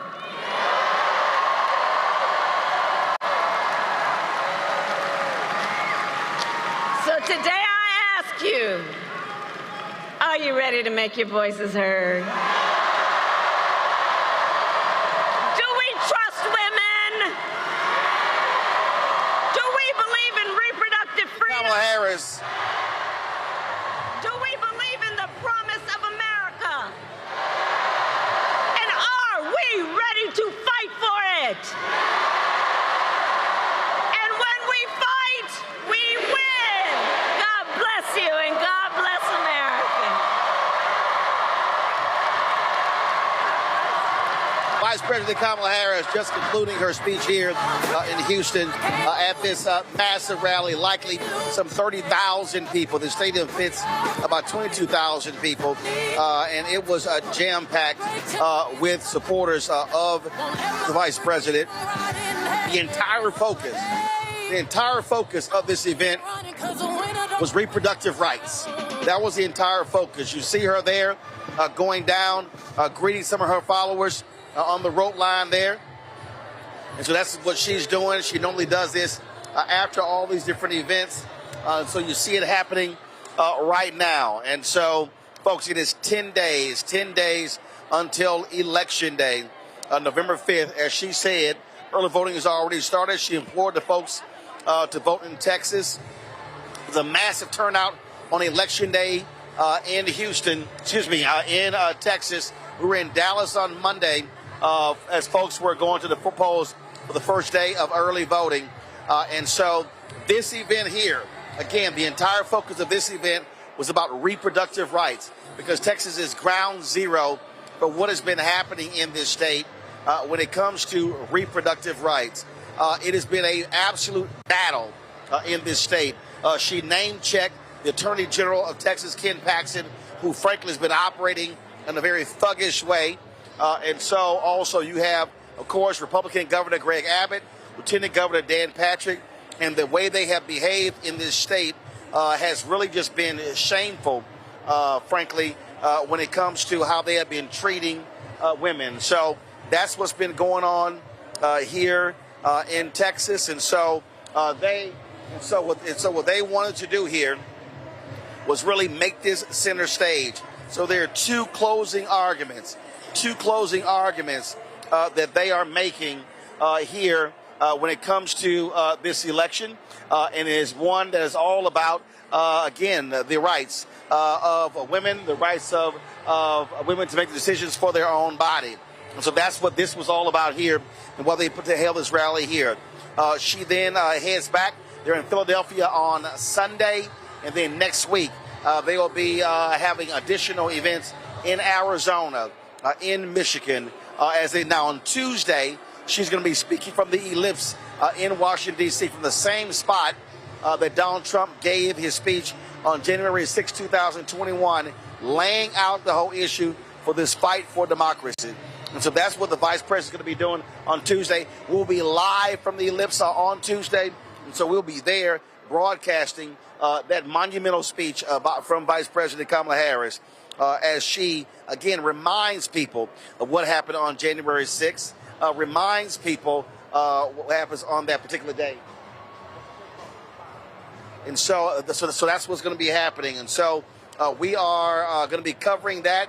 Next week, we're going to be in Wisconsin. We're looking at being in Wisconsin Wednesday and Thursday. I'm going to be in Milwaukee on next Thursday. And then, of course, I'm also going to be in Mobile, Alabama on Friday as well. So all of those things are happening next week as we wind this election down. And so you still see the Vice President there working the rope line, taking pictures with her supporters down there, spending as much time greeting them, the folks who are in the front of that particular stage there. You might have heard during her speech there were several disturbances. About 3, those folks got snatched real quick and moved out of here. We saw one guy who took a swing at somebody. He got arrested. And so we saw that actually happen. So that's what happened during the speech there. And so much happening here. And let me just say it again. I cannot say it enough. Folks, use your voting power. Do not sit on the couch. Do not stay at home. What we need you to do is to maximize your shot. And so that's what's going on there. And so you see the Vice President still going down there. Young girls are down there. And she's always on these campaign stops, embracing young girls, talking to them, encouraging them, whether they're black, whether they're white, whether they're Latina, because she understands the importance of being a history maker, and for those young girls to actually see someone like her in this position. Kelly Roland gave a tremendous speech in support of Vice President Kamala Harris. Beyonce said, I am not here as a celebrity. I'm not here as a singer. I am here as a mother.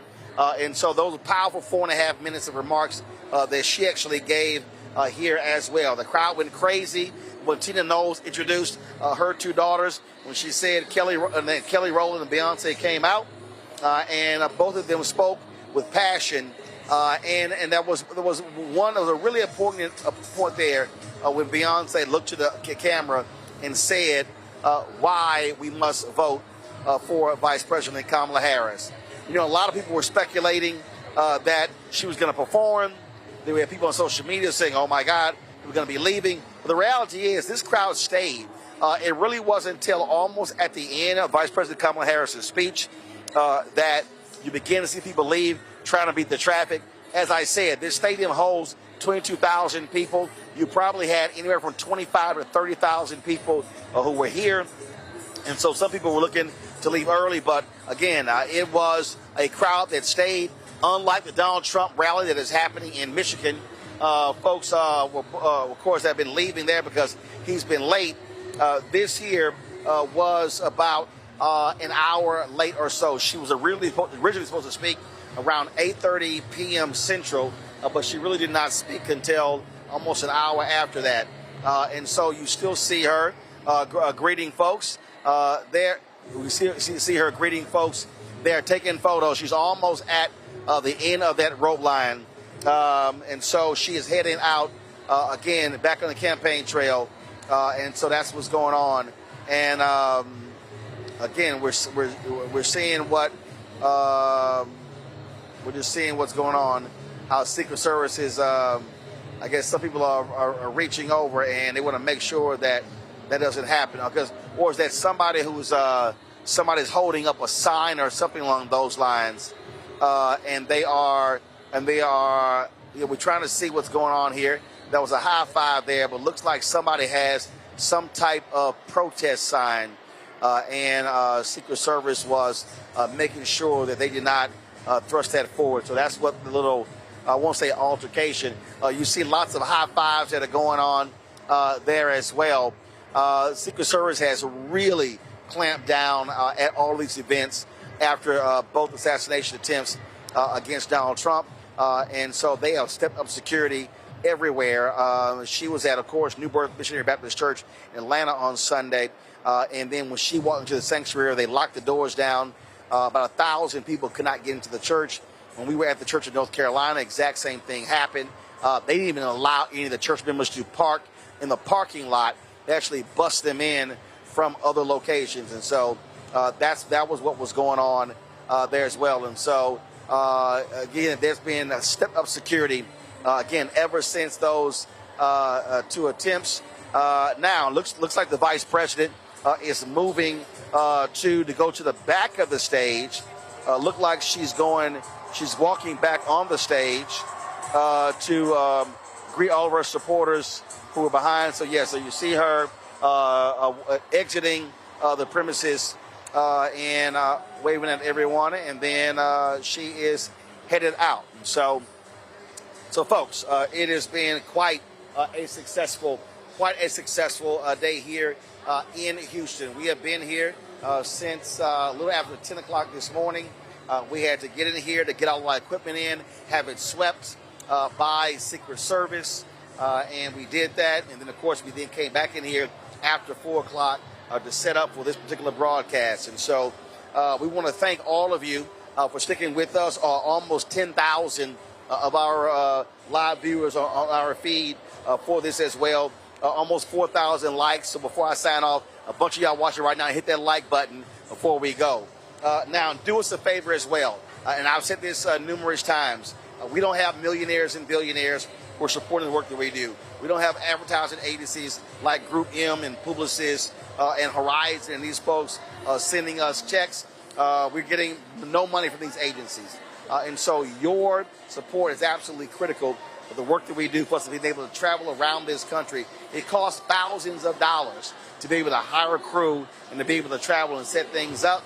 So your support is critical. And so do us a favor and be sure to join our Bring the Funk fan club. I've literally had members, people have actually handed me their donations for this week. So you can see your checking money order to P.O. Box 57196, Washington, D.C., 20037-0196. PayPal is R. Martin Unfiltered. Venmo is RM Unfiltered.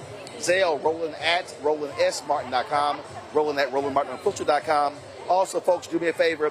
I want you to download the Black Star Network app. Apple phone, Android phone, Apple TV, Android TV, Roku, Amazon Fire TV, Xbox One, Samsung Smart TV.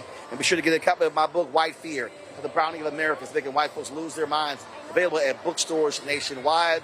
And so you got Books A Million, you got Target, you get the audio book on Audible as well. And so, folks, that is it for us. I'm ready to fly home, although I'm here in Houston, born and raised here. Brother's tired. We've been on the road. We were, of course, in Dallas Saturday, Sunday, Monday.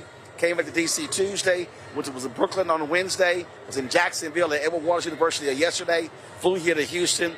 Back to D.C. tomorrow. So we'll be in D.C. Sunday. Don't forget, Sunday, brothers, I need y'all to sign up right now for the Win with Black Men call. President Barack Obama is going to be on that call. Pull the graphic up and show it right now. You can sign up at winwithblackmen.org. You can also take advantage of the QR code. Pull the graphic up, folks, if you can. Thank you very much. And so that right there, we got our call. We want to see as many of y'all as possible on that call at 7 p.m. Eastern on Sunday. I want to see y'all on Sunday.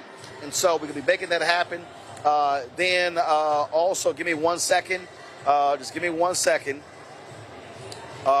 Just hold tight 1 second because I'm doing another call taking place on Monday. And so I have to, give me 1 second. Let me see if I can find that. I want to show y'all. Go ahead and pull the Win with Black Men one back up. I appreciate that. If y'all can pull that back up. Show that. And then I want to pull up the other we're doing. It's a call that we're doing on Monday. It's going to be after our show. We're going to carry on the show as well.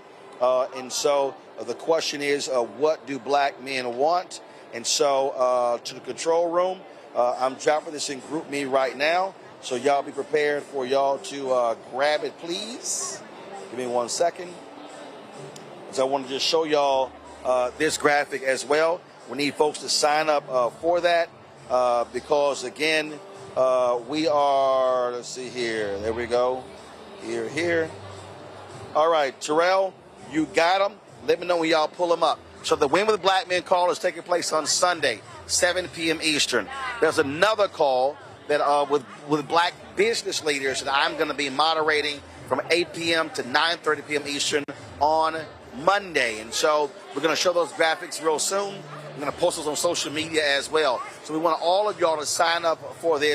Again, we are driving the conversation. We're talking about these very issues that's going on. And so that's what we want y'all to do. So again, it's a lot that's going on, in the final 10 days. We are covering as many of these issues as possible, talking to the various people around the country, driving home the agenda of Vice President Kamala Harris, Minnesota Governor Tim Walz, so people know exactly what is going on. And so that's what we want y'all to be focused on as well, all right?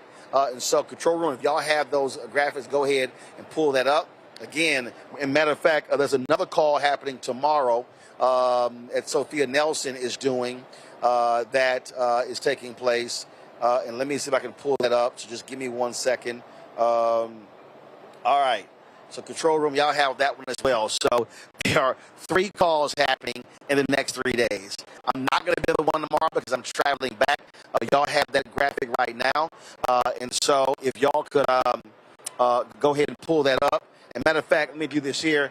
Anthony, I'm going to airdrop you something. So go ahead and accept it. I need you to show it on the air. So give me 1 second. So y'all know how we work when it comes to live television. I just want to show y'all these 3 particular graphics so you are fully aware of what's going on. So here we go. You should accept it now.